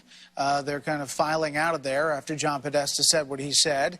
But to your question, Megan, what happens at Trump HQ? What's the decision over there? Carl Cameron is over there. And let's check in with Campaign Carl. What happened? They're still sort of trying to assess what was meant by Podesta, and then we'll have more to say tomorrow. Obviously, the Trump campaign sees victory, and they're waiting for Fox to call Pennsylvania and some of our competitors to call some of the states that we've called that they have not. At this point, there are a variety of combinations. If all of the networks had done things simultaneously, where he would already be over the top. The Trump campaign is impatient. The Trump supporters are impatient. We've had chants of na na na na na na na, hey hey hey, goodbye. We've had chants of call it, call it, call it. They want this over with. They came in here apprehensive, saying that it was a very difficult time for them. They were cautiously, hopefully, thinking that they could be optimistic. And now, there's a little bit of righteous indignation growing here. They're screaming again, call it, call it, call it. The Trump camp recognizes that they are about to take over. But when the numbers don't come out, and when Arne Mishkin is saying we are going to be right, not first, they're just going to have to be patient. That's exactly right, Carl, and I know how tough that is, again, when they're broadcasting our channel there in the hall. Nice job. Karl Rove, what do you do? You're campaign manager. What do you tell your candidate? Get a few hours sleep, polish the speech, and be prepared to speak to the country. Look, we're all junkies. We're here in the studio, and we got a lot of people watching it. But America, a lot of it has now gone asleep. And better to do it in the next morning. You may remember this happened in 2004. President George W. Bush reelected, but it was a late night in large part because the exit polls had poisoned the media coverage so badly and nobody thought he was really going to win. And he decided, you know, at 2 o'clock in the morning, I remember we were in the state dining room, which is the campaign headquarters that night, war room that night, and there was a discussion, should he go out then and declare? And he wisely made a decision, I'm going to wait until tomorrow morning, and showed up at the Reagan Center the next day, and the country was awake and paying attention. But do you send your own person out, your own Podesta? I'd send somebody out. Kellyanne Conway? Yeah, I'd send somebody out. I'd send somebody, you know. We had Don Evans. Yeah, Don Evans. We had the campaign chairman job. So, you know, Jeff Sessions is there, or Rudy Giuliani is there. Send him out and say the candidate is optimistic and upbeat, and we're going to wait until the rest of the votes come in, but we're so confident, and we're looking forward to seeing you here tomorrow morning. Which is what shows confidence. You don't show, if Trump shows up tonight and comes out and says, I claim it for myself, this does not look confident. He's got, everything is stacking up in his favor. He could hardly ask for a better map at this moment. And nothing he says tonight's going to change the outcome. Exactly. So no point in doing it. And as to the question of calling races, I was sitting basically in a different studio where you are tonight, Brett, 16 years ago, when we called Florida for Bush, and then we had to take the call back, and it was sometime about 2 o'clock in the morning when we finally recalled it, thinking that was final, and 37 days later it became final. And that's when Bill Daley came out in Nashville and did the same exact speech that John Podesta said. So I think everybody's behaving reasonably, although it's 2 o'clock in the morning and it may not feel that way. And I can certainly understand the Trump people are on the cusp of this thing that a lot of people never thought where they'd never get to. And they thought it was going to happen tonight. And I certainly understand their impatience. But I think people are doing it. Here's my advice. Here's my advice. It'll be sweeter tomorrow morning. I can tell you from personal experience, heck of a lot better to enjoy it at 10 o'clock in the morning than do it in the middle of the night. Carl, can you tell us behind the scenes when that advice was given to George W. Bush in 2004? Let's wait. Actually, it was his advice. People said, what do you want to do? Should we go out? Should we go out? And he said, just wait. Or wait. We're going to do it in the morning. And did Kerry concede before he went out? Yes, in the morning. In the morning, I believe. And that's another thing. You don't want to claim victory before the other person concedes. And Hugh made the right point. You look strong. You look strong when you do that, and the country feels more confident. Plus, and guess what? The speech also gets better. But I also think that the winner would want the person conceding to go first. Yeah. Right. I think that would be the gracious thing to do. If I were the Trump team, I would wait, let her figure this out, polish her speech, the second one that she wrote, and then let her deliver that, and then wait a couple of beats, and then come out and have your moment. Well, I must say that even from my position, I would think I fully understand Trump supporters at this moment who just say, this is inevitable. This looks like it's a sure deal. Why can't people just call it for what it is? But I'm taken by what John Podesta said when he said, look, you know, we're still counting votes. Every vote counts. And it triggered in my mind the thought that the Clinton campaign may be involved in legal action. They may be challenging some of these outcomes, some of the vote counts in some of these states that we have already called. Yeah, that they may be taking this to another level. If you don't think that's happening, I mean, it's happening. That's what I think. Look, but we haven't heard that. That hasn't been reported. No. I mean, they're prepared to have it happen if it gets to the... They're prepared. But I would doubt that given, I mean... They're not deploying lawyers. No. But if it gets to if Trump wins Minnesota, or if he wins Michigan and he wins Pennsylvania, I mean, there's only so far her argument could go that it's tight enough. We need... And can't fight for Minnesota. There's a hypersensitivity. Each side since 2000 now deploys armies of lawyers. If there was anything going on right now, it'd be moving across the wires. If they were looking to lock up boxes and serve injunctions and, you know, begin the whole process of well, protest, earlier tonight we were talking about legal action, federal judges in North Carolina. Right. Taking action in Colorado as well. So there has been action. It's just that when I heard Podesta speak a few moments ago, what it said to me was, oh, the Clinton campaign believes that their supporters are so aggrieved that they are now willing to fight and take steps that they had not previously taken. May I make a motion for the House that we designate Juan to be the person who monitors this through the rest of the year? Leave your cell phone with him. You can text us if you find anything that's serious. You know, I lost $100 tonight, you know, and now this. The decision desk may be ready to make a call. It's for breakfast burritos. We're going to be here. We're in favor of that. And we also love this Bikers for Trump sign, because we're taking a super close-up of it. Listen, we've got a good guest here that I want to get to because he can answer a lot of our questions, and that is Jonathan Turley. You heard me mention him earlier. He's a constitutional law professor, and he joins us now. Great to see you, Professor. Let's just start where I left off with the mention of your name, not realizing you were here tonight, so that worked out well. But what extent do you think Barack Obama's executive overreaches may have played with the electorate here today? And what do you think the effect of the tolerance of it by those on the left will now have? Well, I think that the strategy of President Obama did not turn out very well. You know, his effort to act unilaterally actually produced very few real benefits. He lost repeatedly in court, and in doing so created some very negative precedent for not only his administration, but future administrations. So it didn't turn out all that well. But this bill has come due for Democrats. You know, they supported the president when he said he would go it alone. And our system really doesn't have license for people to go it alone.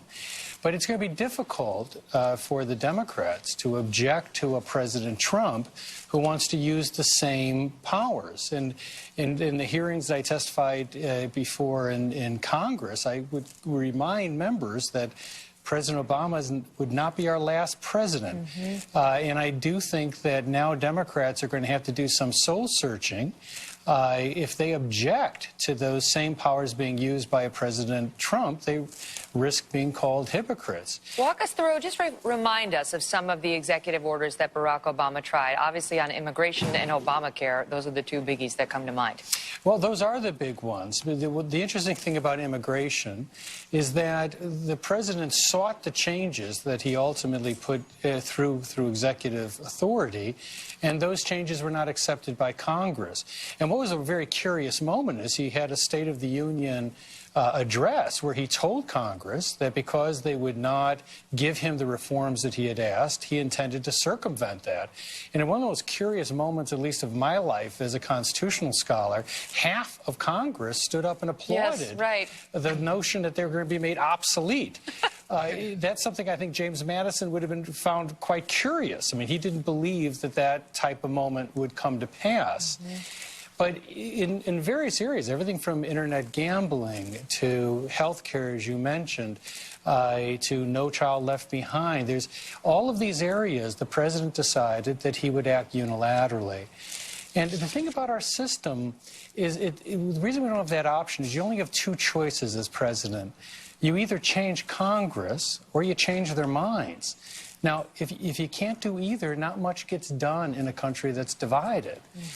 So I think that he did hurt his legacy, and I think that he alienated many people who felt that his acting unilaterally deprived them of some of their representational authority through Congress. Hey, Jonathan, it's Brett Baer. Just wondering your thoughts on the decision by Mitch McConnell to hold up moving forward with Merrick Garland and any hearings for the Supreme Court. Politically, it seemed a risky move at the beginning. Now, after Governor Mike Pence on the trail talked a lot about the Supreme Court choices to come, and we see the numbers on evangelicals coming out, potentially because of SCOTUS picks down the road. Your thoughts on how that all played out? Well, I expect that Judge Garland was watching tonight's developments with particular interest. You know, it's not a good thing in Washington when everyone says nice things about you. And I think that's been the situation with Judge Garland. He is a very well-respected jurist. He is not likely to be renominated, obviously, by President Trump if that comes about. He might not even be renominated by a President Clinton. So the question now as we go forward, you have one vacancy, but there's also 3 justices who are in their advanced years, and they might retire or leave the court. That means that the next president, and it could be a President Trump, could really influence the court literally for decades. I mean, if you're talking about 3 or 4 of a 9-member court, that's going to have the most pronounced effect perhaps in the history of this country on the outcome of various doctrines and rules. Remember, we have a lot of major cases that are really balanced by 1 vote. It's a 5-4 split. So to replace that number of justices could rewrite the law in this country. Clearly, some cases this session were 4-4 that would have went the other way if Antonin Scalia was still alive. That's right. And in some cases, it sort of broke even. You know, in some cases, the left won, in some cases, the right won. But this level of change in the membership of the court is almost unprecedented in this country.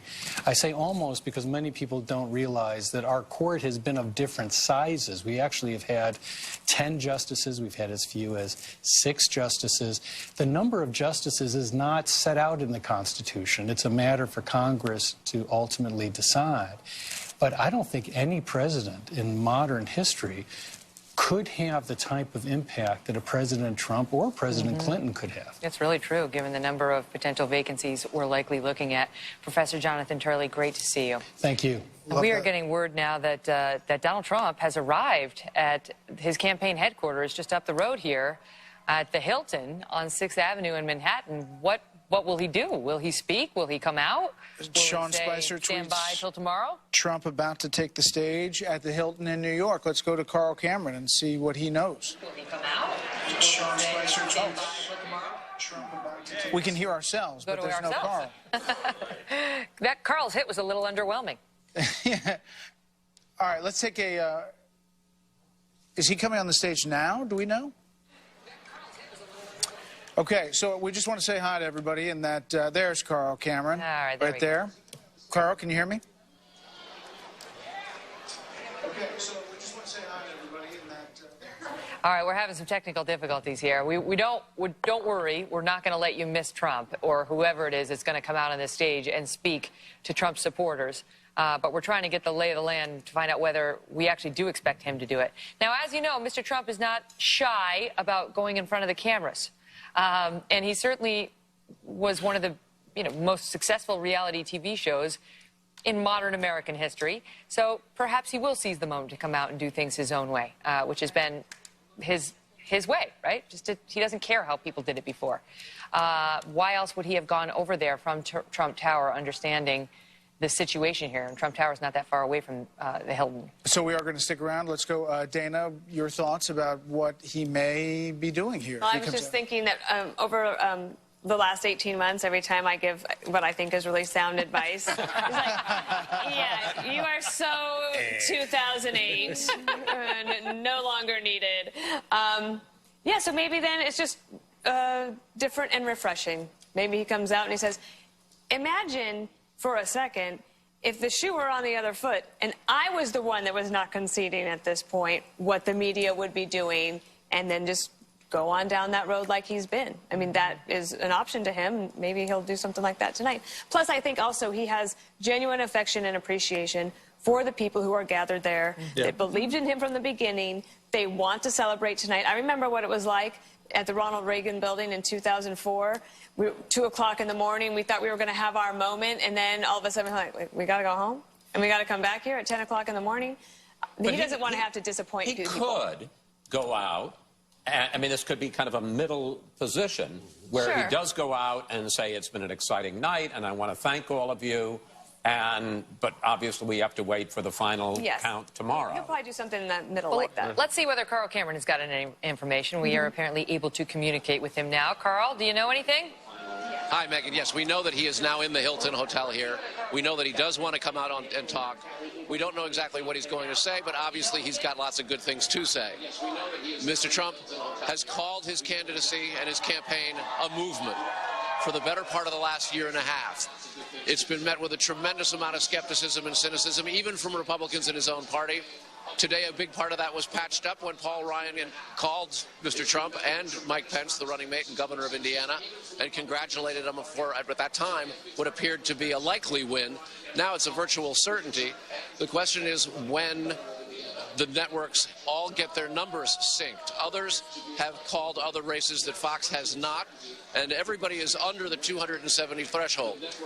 The Trump campaign recognizes that the Podesta message that they're not going to concede tonight and they'll have more to say tomorrow is a bit of a taunt. It was the Clinton campaign that was suggesting that it would be Donald Trump who would be refusing to concede, refusing to accept the legitimacy of the election, mobilizing the cadre of lawyers and the airlift of attorneys to various different rural parts of half a dozen swing states to litigate the possible results. Now the question is whether or not that's what the Clinton campaign is doing. So I think we can expect Mr. Trump to make an overture to the defeated, to say that he's prepared to be the president of the United States for all folks, that Democrats, even those who adamantly opposed his candidacy, notwithstanding all of the name-calling that came from the left against him, that he will govern as an outsider, that he will approach things differently, he will not proceed along the normal candidate's path, that he'll listen to what the American people want, and he'll act accordingly.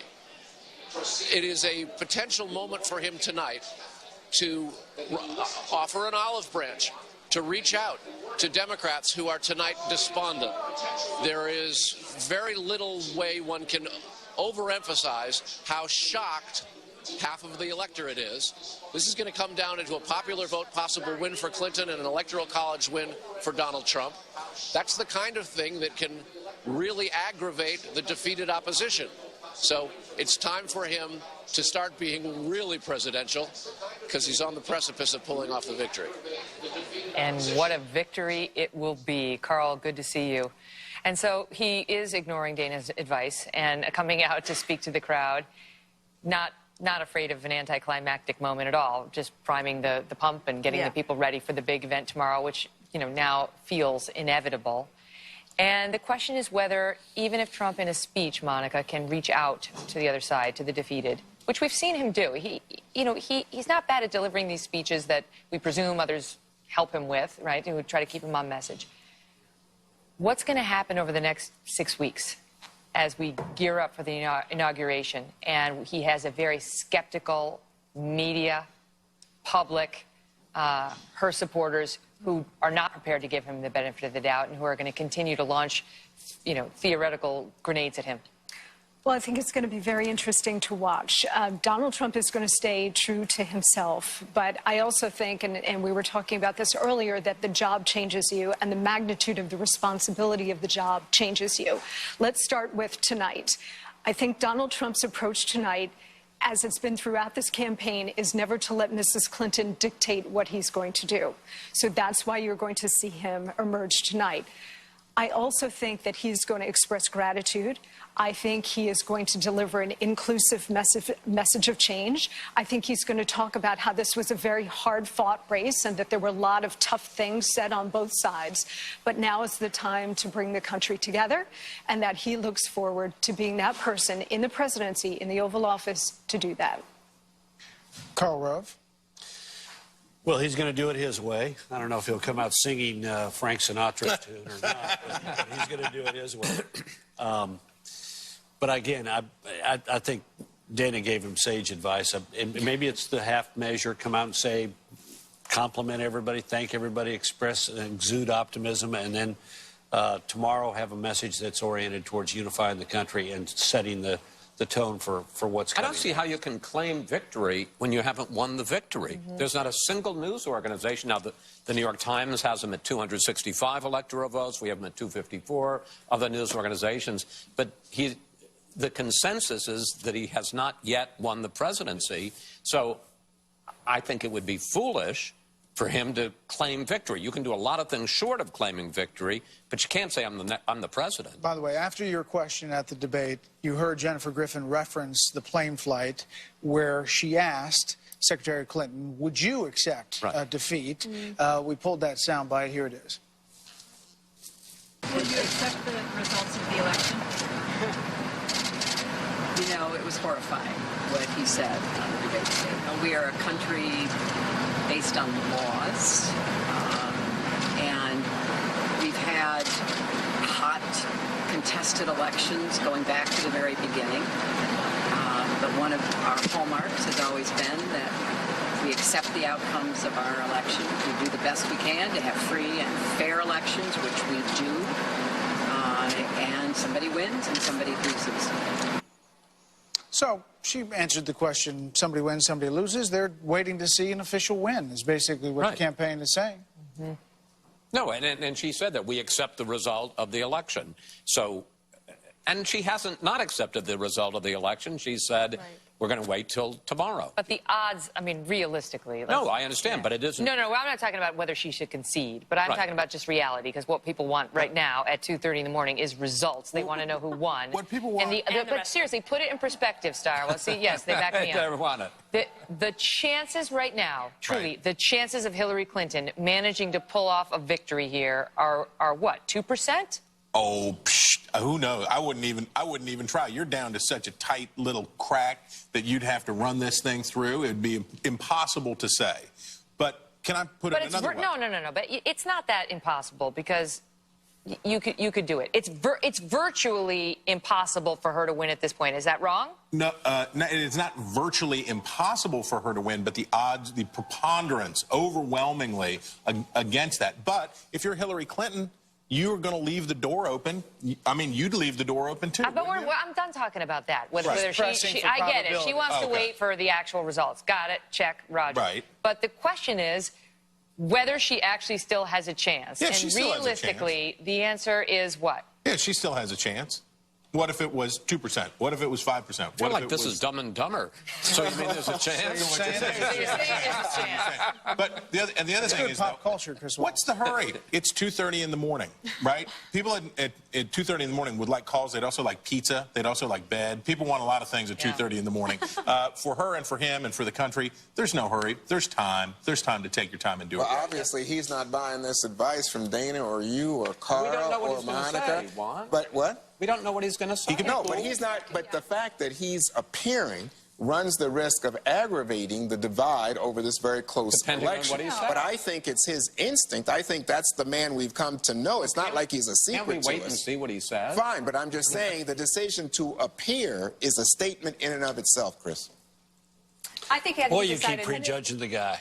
I think if he had decided not to go over, that would have been fine. But the fact that he's going over and we can wait and see what he says, also fine. It's going to be a long 4 years for Juan, I think. Yeah, it might be. By the way, officially, we have called Missouri for Roy Blunt, the Republican. This was obviously after the Democrat had conceded, Cantor, and we are calling that race, and that means that I guess we're not officially we're not. there. We're still not, because of Louisiana.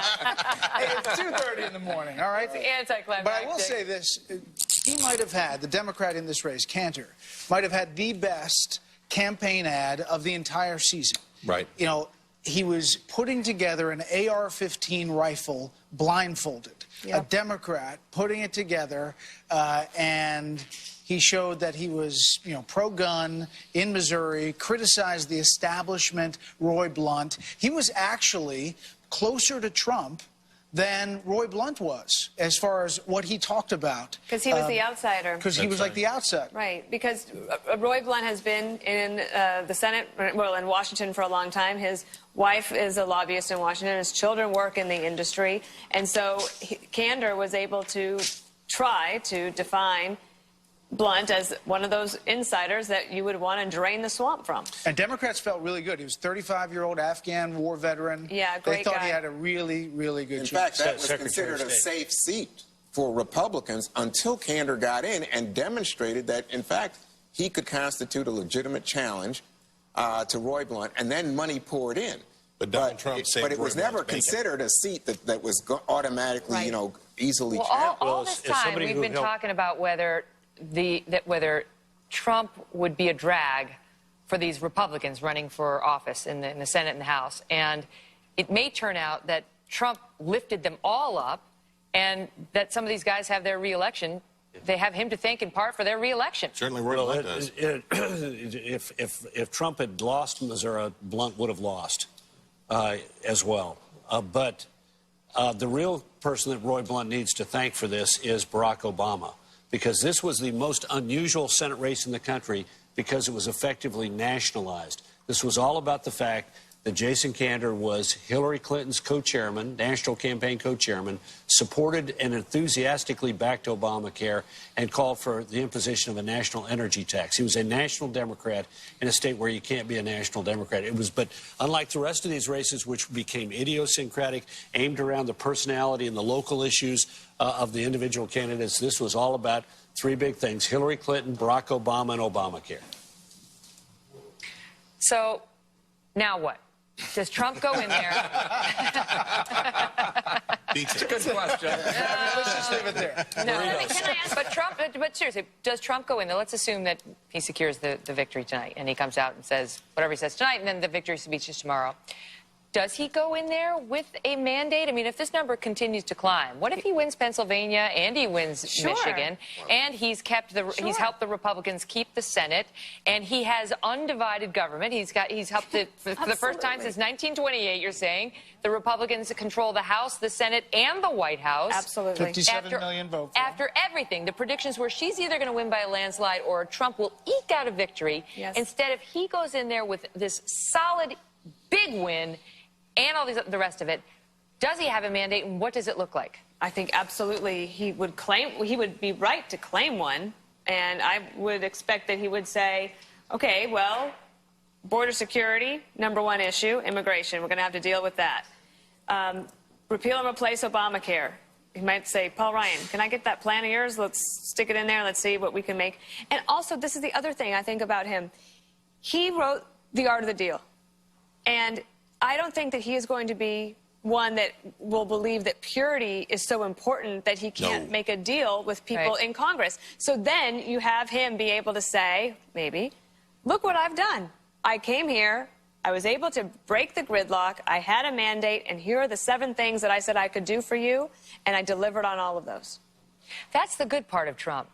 That, you know, he is, I think he will compromise, right? I mean, his history suggests he will. And he will not let the media bash him over the head for compromising. And the partisan stripes won't stop him from compromising. But wait, I'm not finished making my point. But the question is whether one's criticisms of Trump, one's challenges of Trump, you know, some congressional member who's viciously critical of him, as we've seen the Republicans do it to Barack Obama. This is what they do. Right. Whether that puts you on the outside in a way where no compromise can be reached, whether members of the press are still going to be invited into the White House press corps. I mean, there's no law requiring him to have press briefings at all. How about, for example, Ben Sasse? There has been no more absolute critic of Donald Trump in the Republican Party than Senator Ben Sasse from Nebraska. Of course, there's also nobody smarter about health care in the Republican Party than Ben Sasse. He is the smartest brain on that subject in the Republican Party, bar none. Here's the kind of threshold questions that determine whether presidents are successful or not. Can Donald Trump look past the fact that Ben Sasse thinks he's a pig and say... He's asking a lot. Did you read the tweets? You could tell what Sasse thought about him, and it was pretty clear that he found him a moral odium.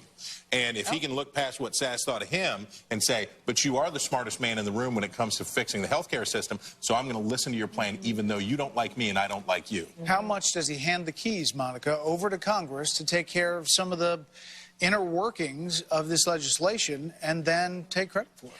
Well, you know, I think it's interesting because I think what we might see... Joe Seals back here in the RSBN studio headquarters in Auburn, who...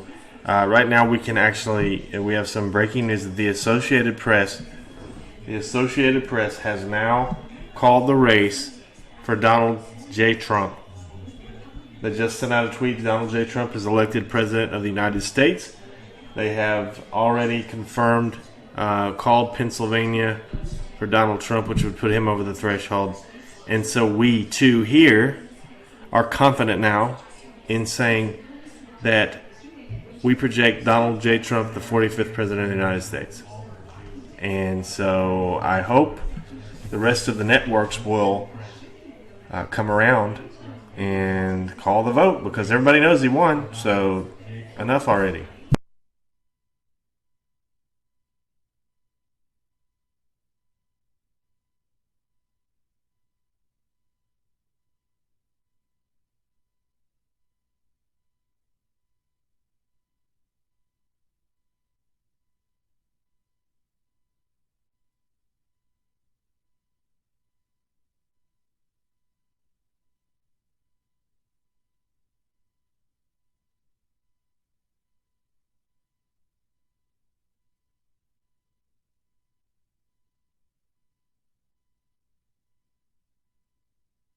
We've updated our electoral scorecard.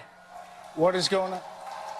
We are going to make this decision now. The Fox News decision desk has called Pennsylvania for Donald Trump.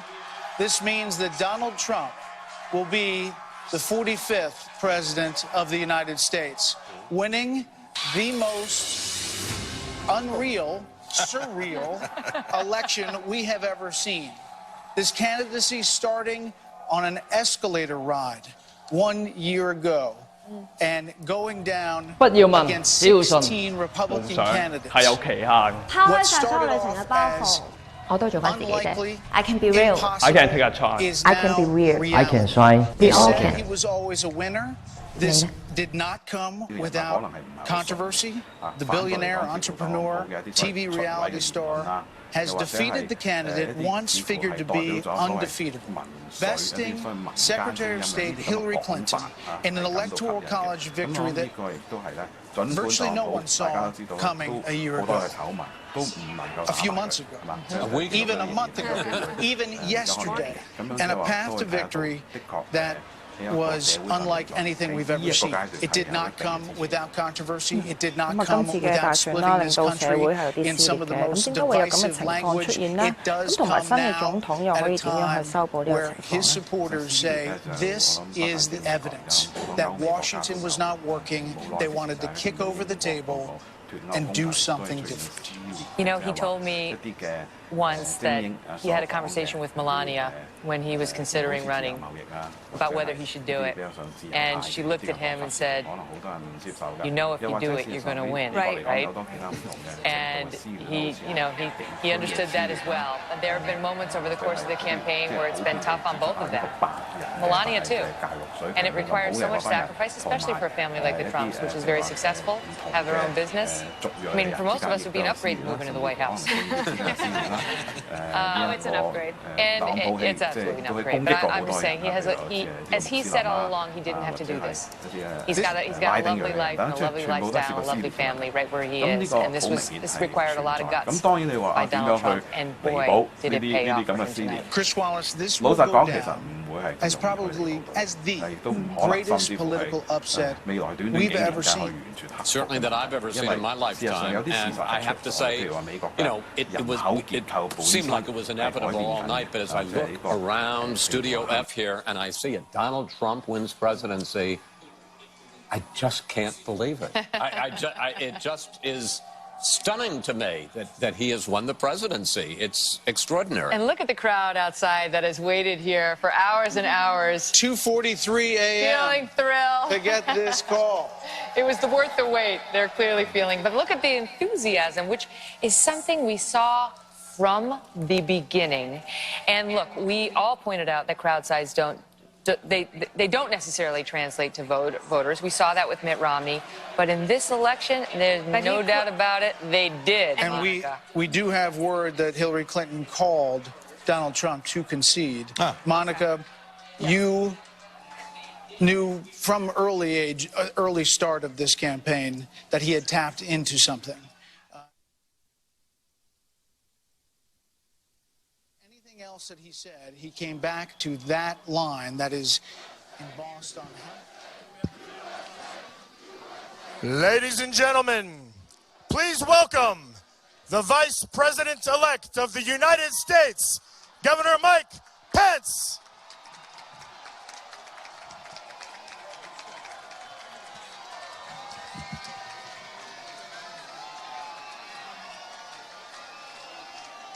Okay, now, is this off? Turn it off.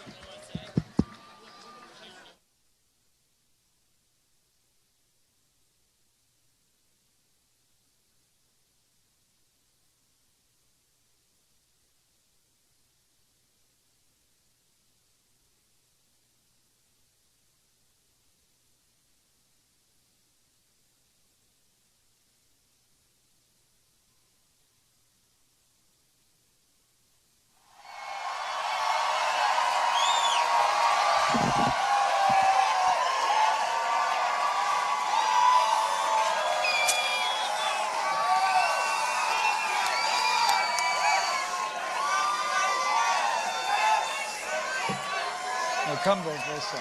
Come both sides.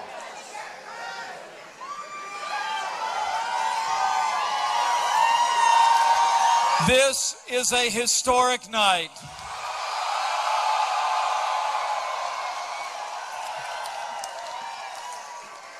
The American people have spoken, and the American people have elected their new champion.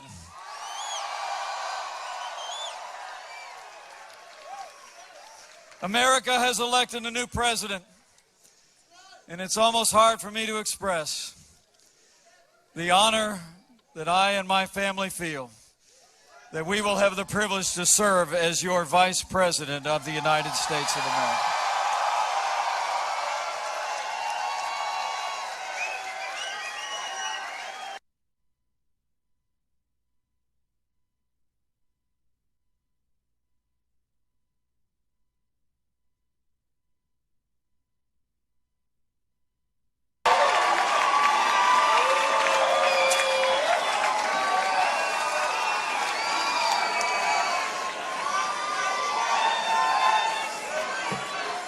Come both this side. Come both sides.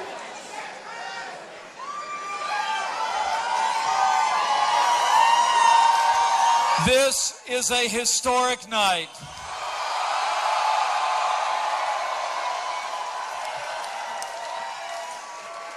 The American people have spoken. I'm deeply grateful to the American people for placing their confidence in this team and giving us this opportunity to serve. And I'm mostly grateful to our president-elect, whose leadership and vision will make America great again.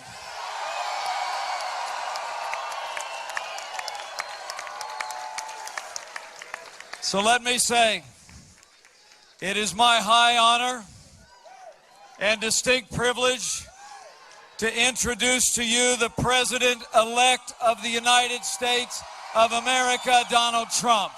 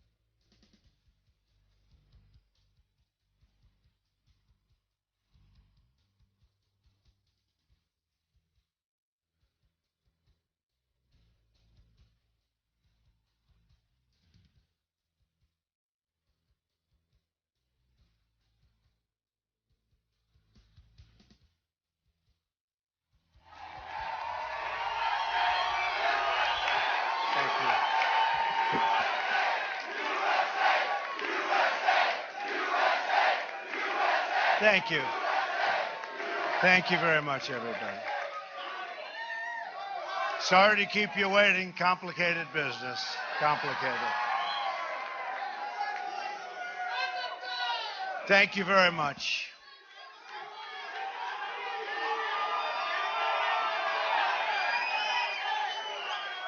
I've just received a call from Secretary Clinton.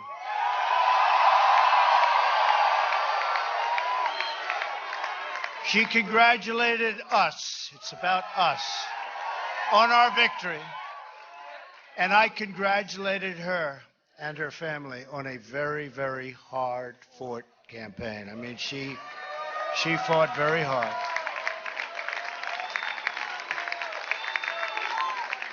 Hillary has worked very long and very hard over a long period of time, and we owe her a major debt of gratitude for her service to our country. I mean that very sincerely. Now it's time for America to bind the wounds of division. We have to get together. To all Republicans and Democrats and independents across this nation, I say it is time for us to come together as one united people. It's time. I pledge to every citizen of our land that I will be president for all Americans, and this is so important to me.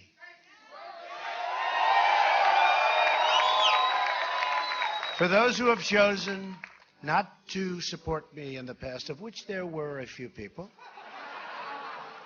I'm reaching out to you for your guidance and your help so that we can work together and unify our great country.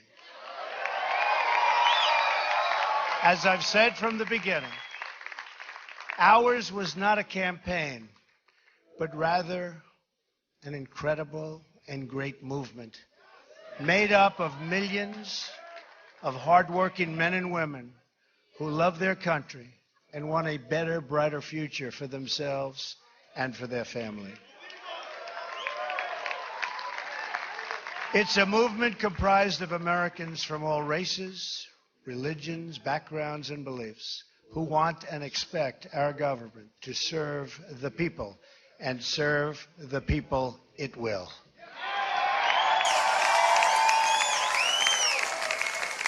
Working together, we will begin the urgent task of rebuilding our nation and renewing the American dream.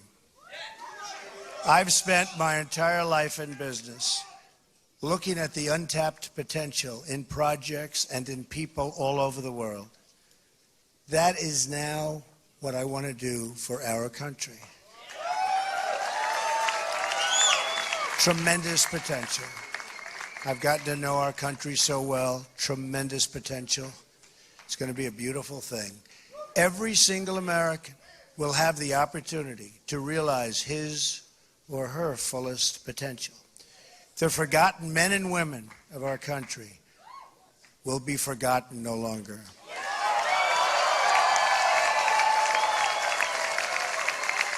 We are going to fix our inner cities and rebuild our highways, bridges, tunnels, airports, schools, hospitals. We're going to rebuild our infrastructure, which will become, by the way, second to none. And we will put millions of our people to work as we rebuild it. We will also finally take care of our great veterans. We've been so loyal, and I've gotten to know so many over this 18-month journey. The time I've spent with them during this campaign has been among my greatest honors. Our veterans are incredible people. We will embark upon a project of national growth and renewal. I will harness the creative talents of our people, and we will call upon the best and brightest to leverage their tremendous talent for the benefit of all. It's going to happen. We have a great economic plan. We will double our growth and have the strongest economy anywhere in the world. At the same time, we will get along with all other nations willing to get along with us. They will be. We'll have great relationships. We expect to have great relationships. No dream is too big, no challenge is too great. Nothing we want for our future is beyond our reach. America will no longer settle for anything less than the best.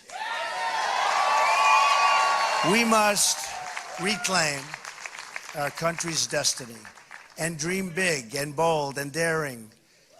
We have to do that. We're going to dream of things for our country, and beautiful things and successful things once again. I want to tell the world community that while we will always put America's interests first, we will deal fairly with everyone, all people and all other nations. We will seek common ground, not hostility, partnership, not conflict. And now, I'd like to take this moment to thank some of the people who really helped me with this, what they are calling tonight, very, very historic victory. First, I want to thank my parents, who I know are looking down on me right now. Great people. I've learned so much from them. They were wonderful in every regard. I had truly great parents. I also want to thank my sisters, Marianne and Elizabeth, who are here with us tonight. And where are they? They're here someplace. They're very shy, actually. And my brother Robert, my great friend. Where is Robert? Where is Robert? My brother Robert. And they should all be on this stage, but that's okay. They are great. And also my late brother, Fred. Great guy. Fantastic guy. Fantastic family. I was very lucky. Great brothers, sisters, great, unbelievable parents. To Melania and Don.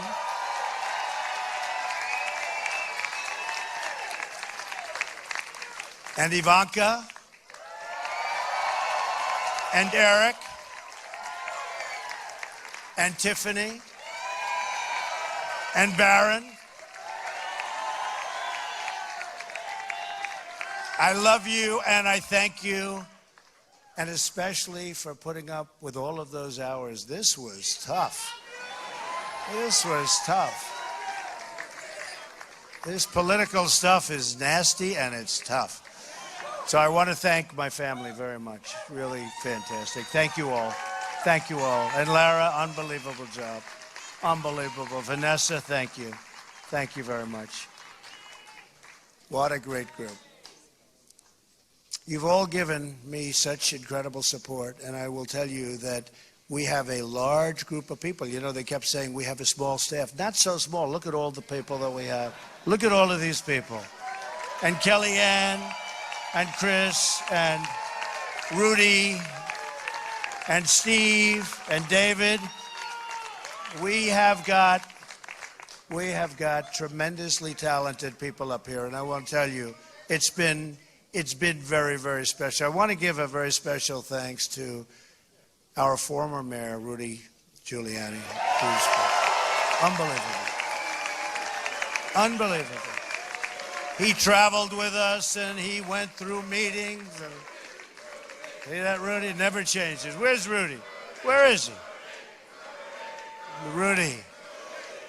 Governor Chris Christie, folks, was unbelievable.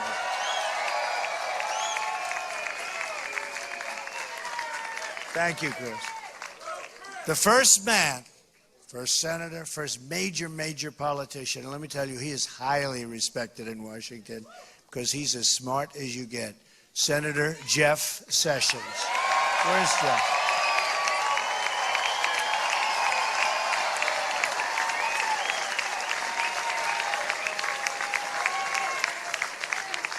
Great man. Another great man, very tough competitor. He was not easy. He was not easy. Who was that? Is that the mayor that showed up? Is that Rudy? Oh, Rudy got up here. Another great man who has been really a friend to me. But I'll tell you, I got to know him as a competitor, because he was one of the folks that was negotiating to go against those Democrats. Dr. Ben Carson. Where's Ben? Where is Ben?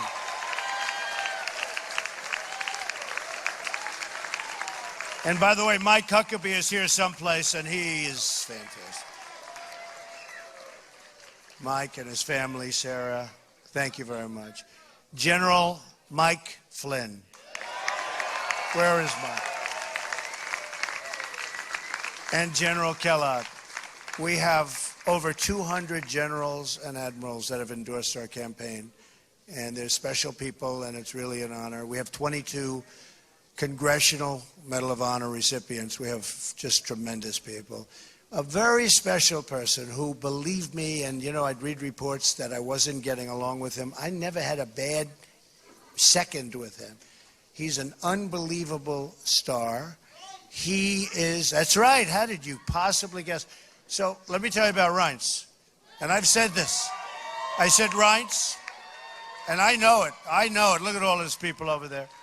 I know it. Reince is a superstar. But I said, they can't call you a superstar, Reince, unless we win.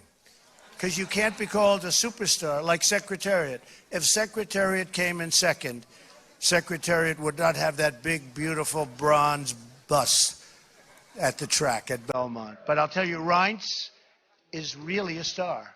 And he is the hardest working guy. And in a certain way, I did this. Reince, come up here. Where is Reince? Get over here, Reince. Boy, oh boy, oh boy. It's about time you did this, Reince. Huh? My guy. Yeah, say a few words. No, come here. Say something. Ladies and gentlemen, the next president of the United States, Donald Trump. Thank you. It's been an honor. God bless. Thank God. You bet. Amazing guy. Our partnership with the RNC was so important to the success and what we've done. So I also have to say I've gotten to know some incredible people, the Secret Service people. They're tough, and they're smart, and they're sharp, and I don't want to mess around with them, I can tell you. And when I want to go and wave to a big group of people and they rip me down and put me back down in the seat, but they are fantastic people, so I want to thank the Secret Service.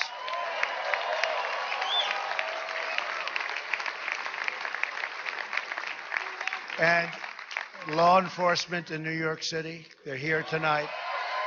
These are spectacular people, sometimes underappreciated, unfortunately, but we appreciate them. We know what they go through. So it's been what they call a historic event. But to be really historic, we have to do a great job. And I promise you that I will not let you down. We will do a great job. We will do a great job. I look very much forward to being your president. And hopefully at the end of 2 years or 3 years or 4 years or maybe even 8 years, you will say, so many of you work so hard for us, but you will say that that was something that you were very proud to do, and I can thank you very much. And I can only say that while the campaign is over, our work on this movement is now really just beginning. We're going to get to work immediately for the American people. And we're going to be doing a job that hopefully you will be so proud of your president. You'll be so proud. Again, it's my honor. It was an amazing evening. It's been an amazing 2-year period. And I love this country. Thank you. Thank you very much.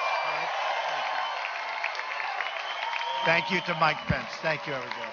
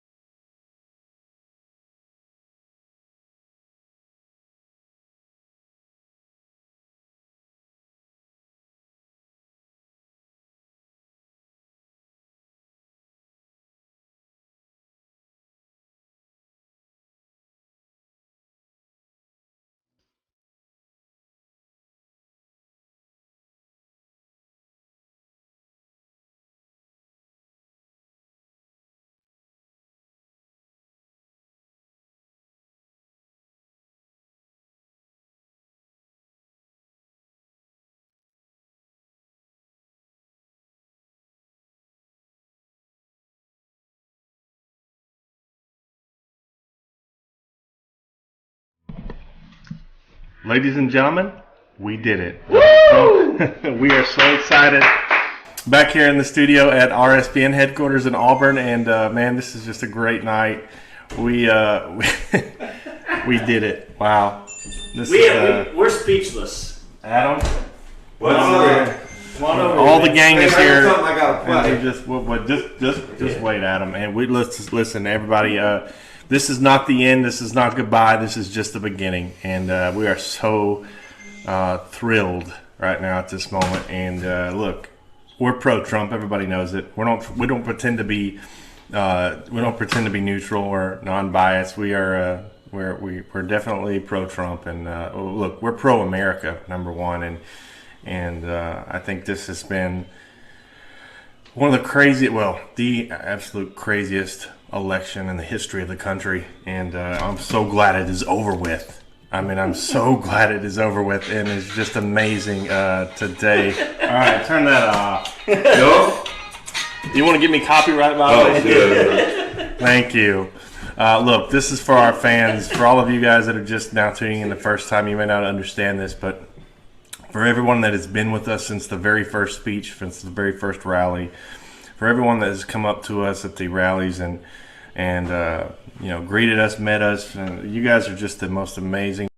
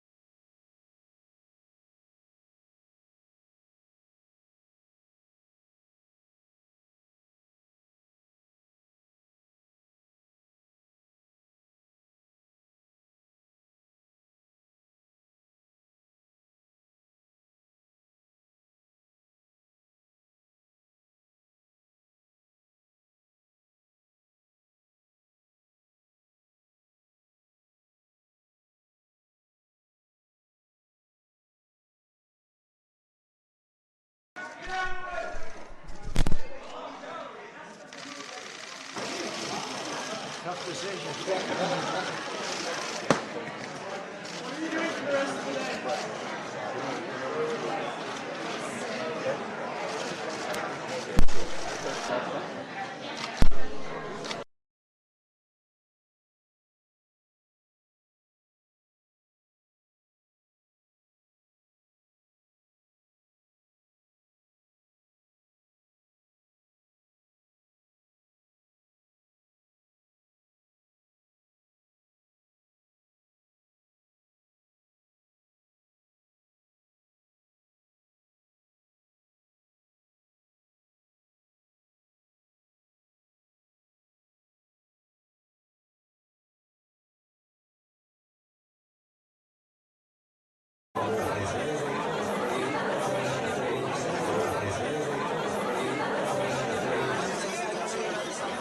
I like Donald Trump's economic vision for America. So I think to solve many of America's issues, whether it be our debt or deficit or even our wage decrease, which has happened under Obama, we need a new economic plan. I support her continuing Obamacare. I support her educational policies. I think he's unqualified. I don't think he has the. I don't think he has the necessary personality and character and the temperament to lead the country. Any country, really.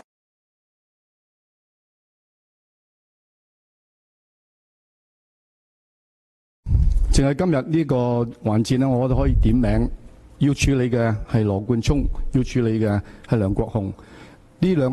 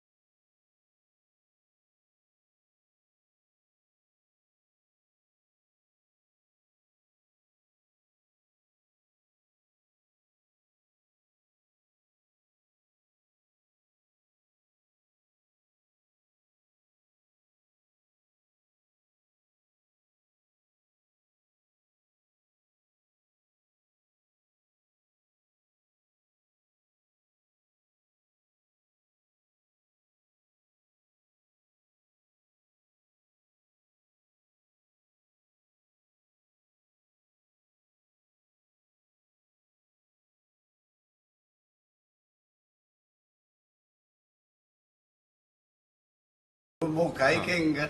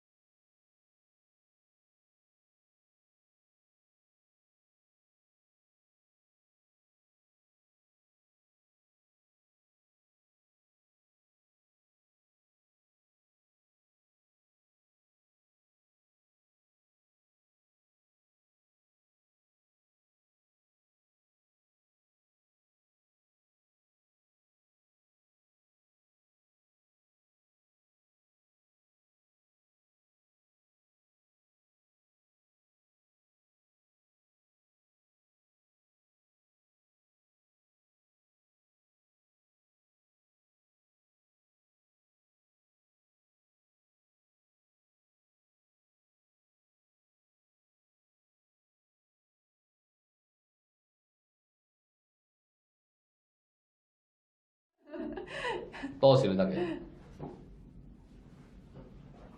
你話一射去呢邊再過翻嚟。係咯，咁樣啦，咁樣係嘛？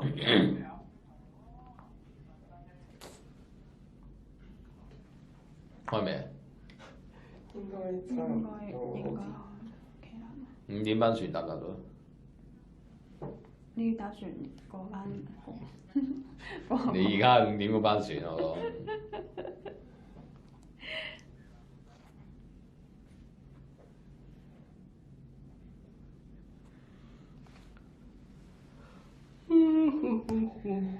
好眼瞓啊！唉呀，點解會咁樣嘅佢哋個承諾？我琴晚做節目做到11點，今朝7點幾就翻工啦。我今晚又要做節目做到11點。因為呢一個美國大選都差唔多。俾就係你都眼瞓啦。係啊，我尋日都差唔多用11點。跟住今朝早係好早已經要出嚟，證券行呢邊。跟住又7點幾翻。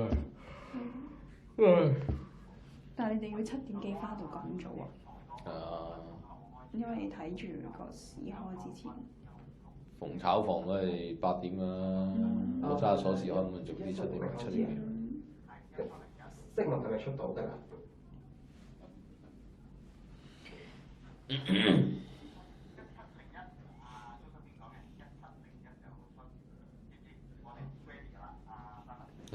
咁我直接1701，我就同佢哋講翻。仲有5分鐘。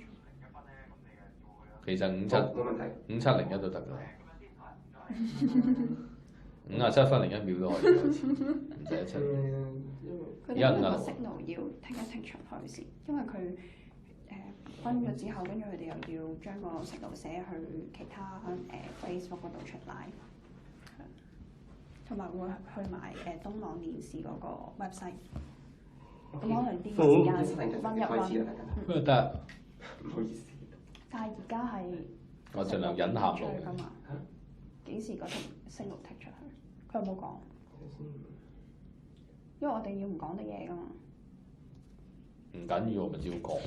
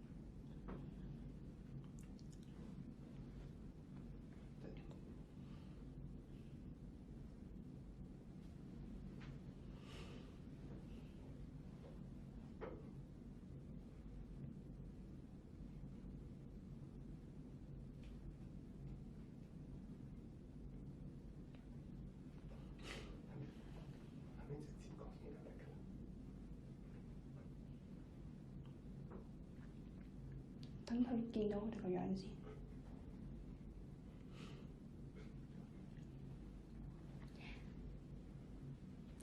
美國總統大選啦，其實咧都已經係塵埃落定咗啦，就由共和黨嘅特朗普咧就勝出啦。咁睇翻咧，其實環球市場咧今日都好動盪下。咁你覺得未來咧嗰個環球嘅一個股市啦，同埋息口、樓市同埋一啲避險資產嗰個走勢咧，其實會點樣轉變咧？咁我哋咧今日咧就專程請嚟咧交通銀行嘅首席經濟師羅家聰咧，就為我哋咧一一去分析嘅。KC 你好啊！係，多謝你專程上嚟啫。係啦，咁我哋咧就真係專程嚟揾你咧，就想問一問咧，就係咧美國大選呢一個特朗普勝出呢一個黑天鵝咧，其實對環球嗰個金融市場嗰個影響係點樣啦？嚟緊咧美國咧嗰個政策嗰個轉變咧係會點樣咧？逐個問題啊！如果第一下嗰個影響咧，就今朝出晒㗎啦，因為今朝咧初就冇預佢贏嘅。開市嗰陣時仲係講緊90幾係希拉里，咁去到10點零11點咧就發覺唔對路啊！即係發覺特朗普係有機會嘅，唔係冇機會嘅。咁嗰下咧就跌咗，你講估計啦400度啦，400幾啦。咁去到真係接近有個講法話特朗普贏嘅機會好大嘅時候咧，就即係差唔多100% price 先啦。咁嗰陣時係800幾點啦，但係你而家見到就埋單佢都係縮翻嘅。咁啊到期一樣啦，即係最多嗰陣時就800幾啦。咁而家講緊係正話睇過係400度啦。咁變咗嗰個第一下嗰個最震撼嗰個效果咧，我相信亞洲時段已經出咗啦。咁再有咧就今晚睇下美股點啦。當然如果你開嗰陣時佢跌得少咧，佢可能成晚咧就會越跌越多嘅，都有咁情況。咁呢個效果可能會延續到聽朝。咁但係咧，通常咧你就睇翻以前嗰啲咁嘅類似嘅事件，譬如脫歐咁樣咧，就1、2日咧大致上都定㗎啦。第一下。咁但係因為咧，而家個市場跌咧就跌係唔知佢會搞咩花神啊！咁所以佢一日未講清楚佢打算做乜嘢嘅話咧，或者佢冇講清楚佢唔會做乜嘢嘅話咧，咁其實個不明朗係仲喺度嘅。咁我諗幾時佢出嚟具體啲講佢個經濟政策金融政策咁我諗呢個就緊要嘅。即係講咗咧嗰個。佢講咩都好啦，即係做唔做到，大家心中有數啦。即係佢講咗嗰個不明朗咧，就多少會掃除。佢一日唔講咧，因為你唔知佢點咧，就嗰個市都係立嘅。即係跌咗喺低位，你話買咗都好，你唔好諗住即刻升咁樣咯。所以跟住落咗幾個禮拜，個可能嘅情況就會類似嗰陣時脫歐。咁脫歐佢第一次第一下即係頭1、2日係跌咗個低位，但係之後嗰1、2個禮拜佢都有啲低位做出嚟嘅。咁所以而家你個市咧就。即係你，譬如話成個調整計咧，你可以當佢行咗2/3或者行咗3/4，但係仲有少少餘波咧，佢可能要行埋㗎。咁啊跟住落嚟嗰幾個禮拜，慢慢係 spend 幾個星期，慢慢清埋佢咁樣咯。咁即係你睇港股嗰方面仲會跌幾個禮拜嚟緊？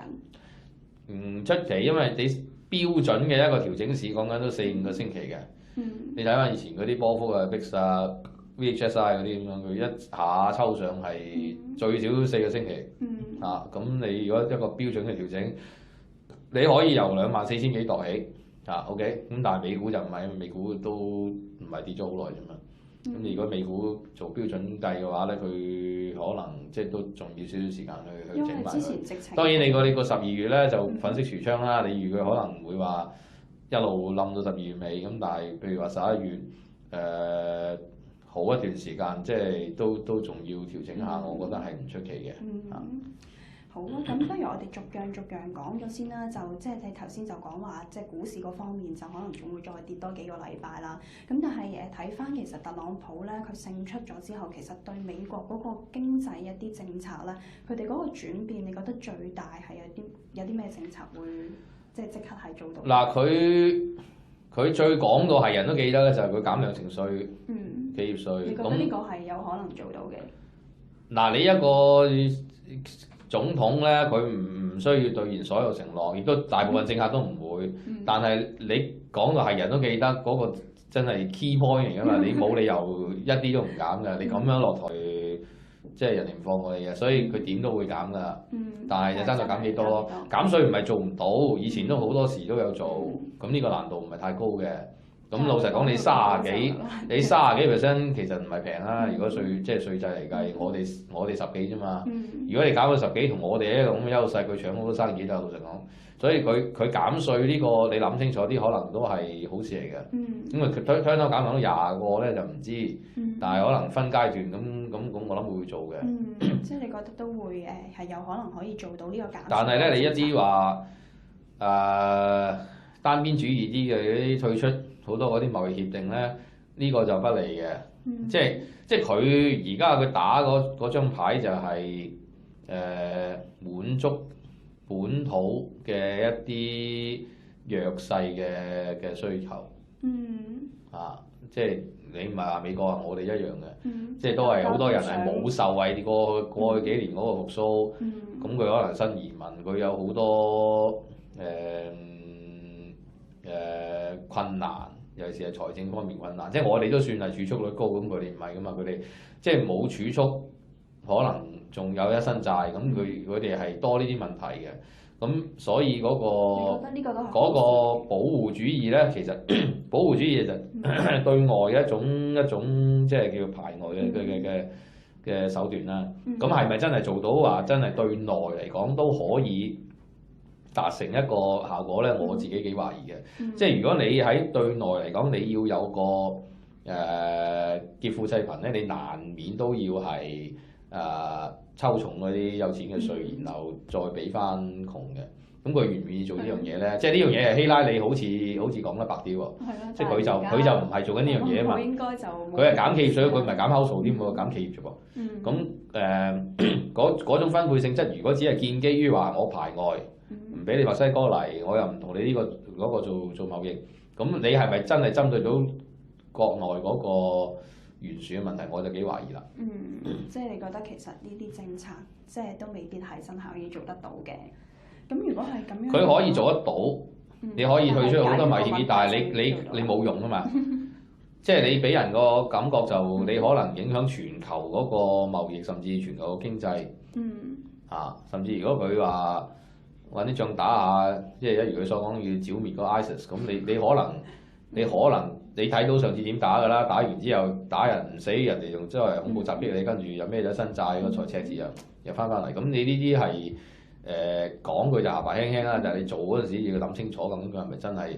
佢唔係話做唔到，你話要開宣戰，佢係得嘅，佢係可以嘅，但係做出嚟嗰個後果係好大㗎嘛。即係佢究竟係咪話咁容易做嗰個決定咧？做生意㗎嘛，識計數㗎嘛。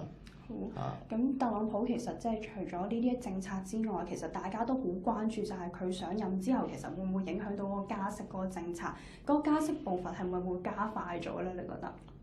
加息唔關佢事，加息係聯儲局嘅事，唔係佢嘅事。即係聯儲局理論上都係獨立嘅。之前講到話直情想炒咗聯儲局主席耶倫啊。我未見過聯儲局主席係被炒嘅 so far 即係咁你有咩原因可以撤換佢咧？我唔知，即係以前試過有聯儲局主席啦，應該冇記錯7幾年有個叫做好似係 Miller 嘅，真係做咗一陣嘅啫。講緊1、2年嗰隻咧就冇做啦，佢變轉咗 Paul Volcker。咁佢今次佢用乜嘢理由去換咗佢咧？咁樣，咁你換咗之後，嗰個人係咪一定聽你話咧？係嘛？咁你亦都唔可以公然去指示聯儲局點樣做嘅，因為佢係獨立㗎嘛，理論上係所以你點換都好啦。咁我估聯儲局佢都有一套。咁你老實講，客觀嗰嗰個 policy mandate 就係全民就業同埋個物價穩定。咁你睇住呢兩樣嘢做，其實佢而家都要加息㗎啦。其實而家12月都會加息㗎啦，你覺得依然係？佢之前肥啊耶倫啊肥佢個 QE 太長，息太低啊嘛。咁你如果加息咪合佢河車咯，照係啱㗎喎。所以照你係應該12月，你覺得係會加息㗎啦。咁我覺得會加。你如果驚佢唔加，就應該可能係個市真係冧得好犀利。咁但係冧得好犀利，今朝見晒啦。係啊，就係特朗普。最多今晚美股見埋啦。咁但係你而家距離加息都好幾個禮拜。咁我諗幾個禮拜之後，照計啲嘢穩定咗。你又冇咩藉口唔加㗎咯喎？之前話失業率未得，咁啊失業率得咗啦，又話通脹未得，咁而家通脹率都得埋啦，咁你仲攞咩藉口咧？一路又嗌有 Brexit 啊，跟住又選舉又做晒出晒啦，咁你仲有咩冇咯喎？咁你覺得12月會加幾多？四分一咯。4分1厘。佢加得幾多啫？即係都要慢慢循序漸進咁樣加落。呢個好慢咯，真係太慢。好啊，咁如果係咁嘅話，其實即係暫時就算加都係加4分1厘，咁其實對美元嗰個走勢嗰個影響其實係咪唔係話好大咧？即係美元都唔會因為加息而即係上升得好。其實美金唔係太受邊個贏主導嘅，即係譬如話你睇翻過咗幾個月啦，特朗普嗰個贏面啊，即係我哋一路都有嗰啲調查。佢個贏面大唔等於個美金一定跌嘅。譬如話你睇翻10月下半個月咧，佢個贏面一路都升緊嘅，但係個美金都係升嘅，所以個關係係不明嘅。即係咁佢係利美金定淡美金呢個唔知啦，因為佢嗰個赤字嘅政策理論上就不利個美金，但係咁佢又話唔中意人 QE 又唔中意人低息，咁呢個係呢個理論上係利美金㗎。咁佢兩個因素係一正一負，變咗你相消咗咧，其實佢對個美金嗰個影響不明嘅。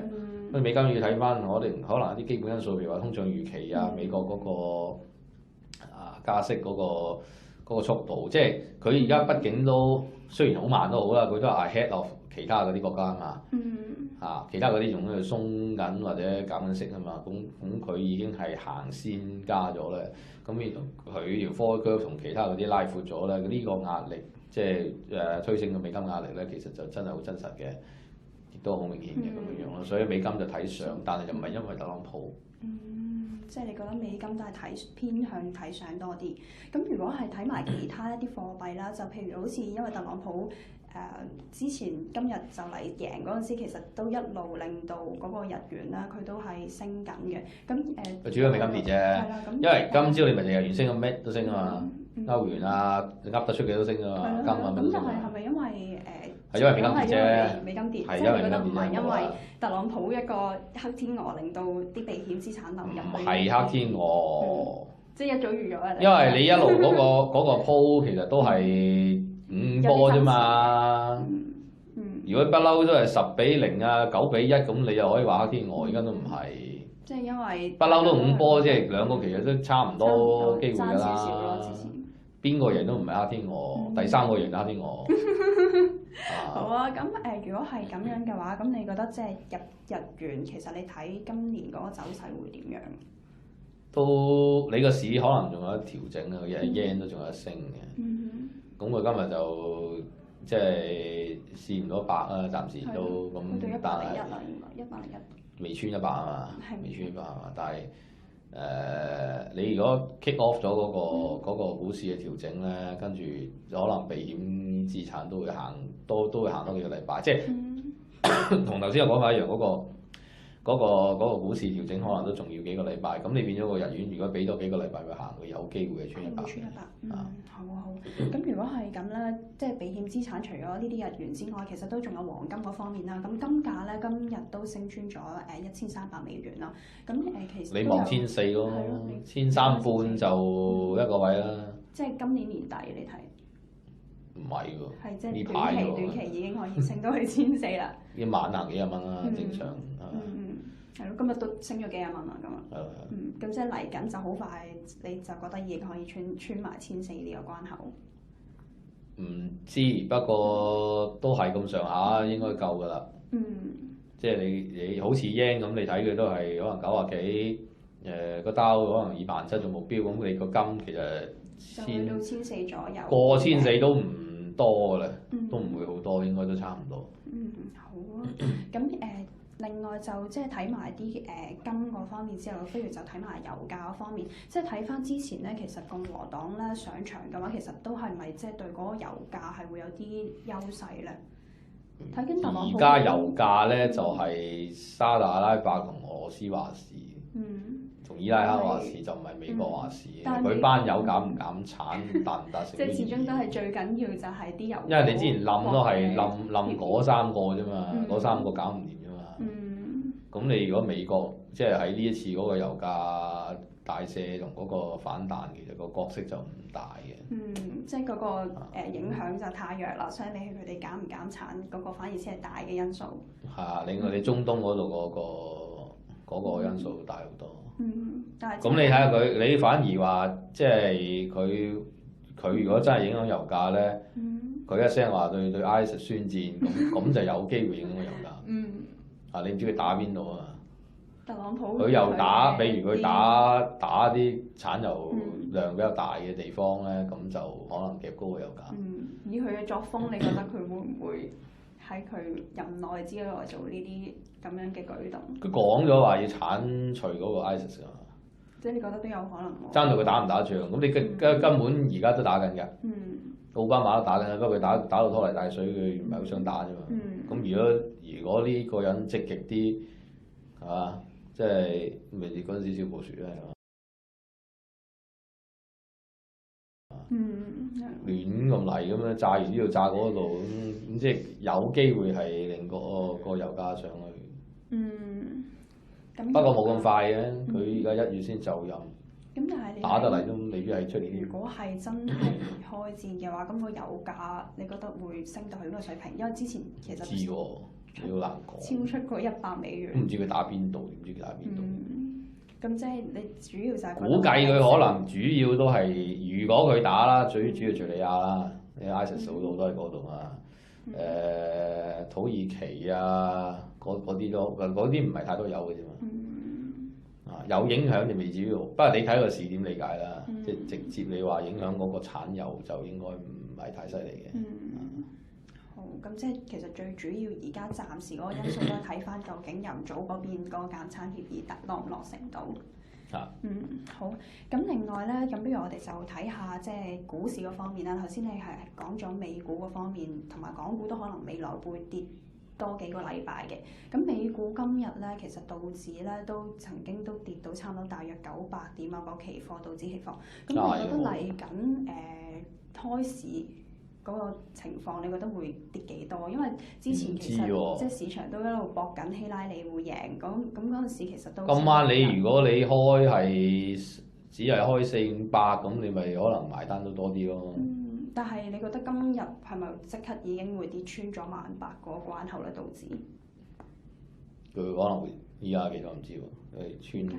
而家未啊嘛。穿都唔定。target 17000啦，成個調整。你覺得直情係跌到去17000，即係唔係咁啱星期之後。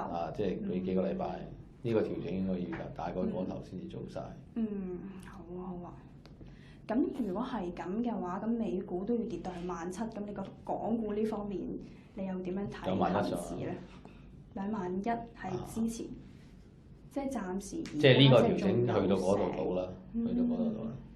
咁而家都仲有排跌。總之你由頂度起咧，嗰個調整，如果美股就應該唔夠10%，5至10到啦。如果港股就應該10零咁樣，唔夠20嘅。呢個亦都係一個標準嘅調整幅度。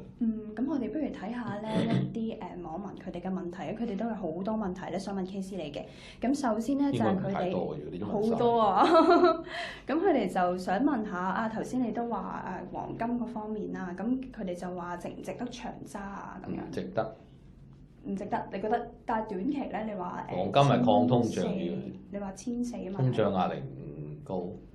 因為你覺得1400翻嚟，即係通脹翻嚟，通脹預期翻嚟，但係唔係話好失控嗰個程度。即係我推算嗰個通脹未來幾年可能最壞可能去到45嗰啲位咁樣。4-5% 通脹唔係冇見過嘅，08年都見過。咁你個金4-5%唔行得好，即係唔係好失控咯，唔行得好多。升得好多，咁所以就即係長揸就唔好啦咁樣。咁但係短期咧，長揸佢冇 cash flow 啊嘛，佢冇息派噶嘛，蝕成本啫嘛，咁所以金就冇人長揸咁戇居喎。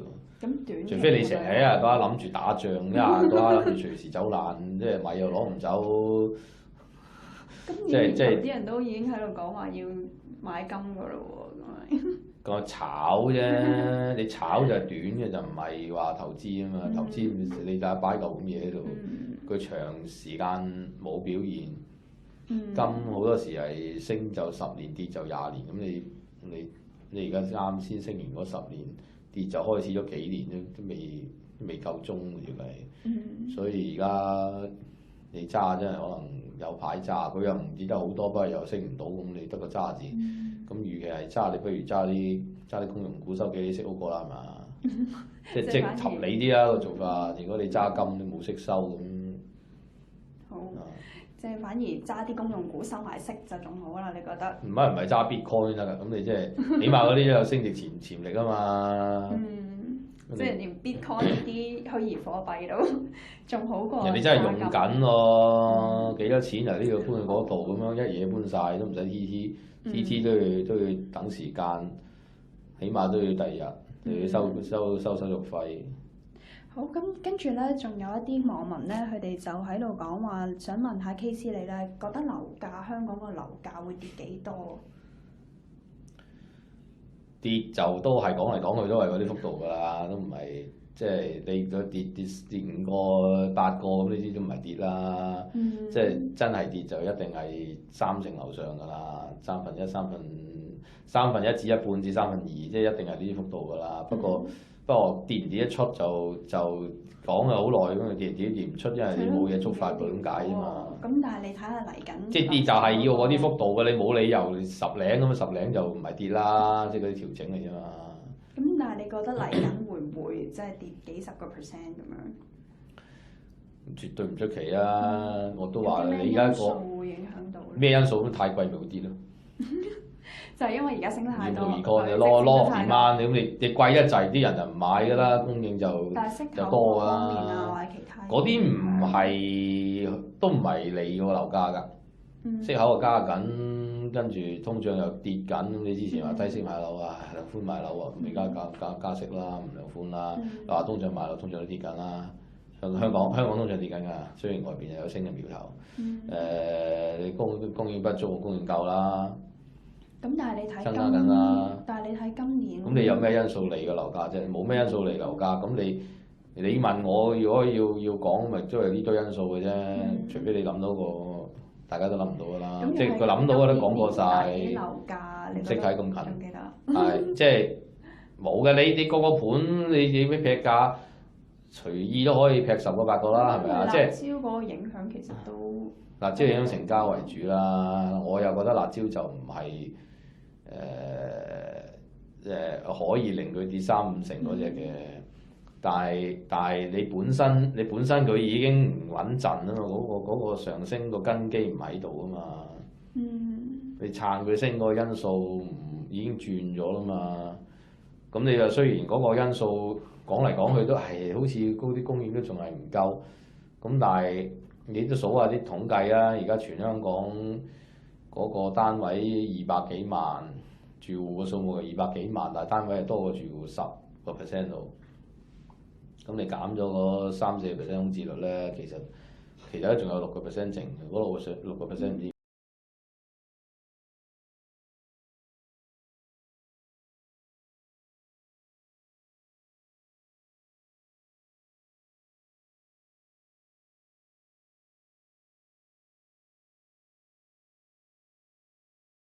唔知點樣解釋咯。但係個樓價呢個未計劏房係咯，大家可能就係 hold 住咗啲單位喺度，唔肯賣出去。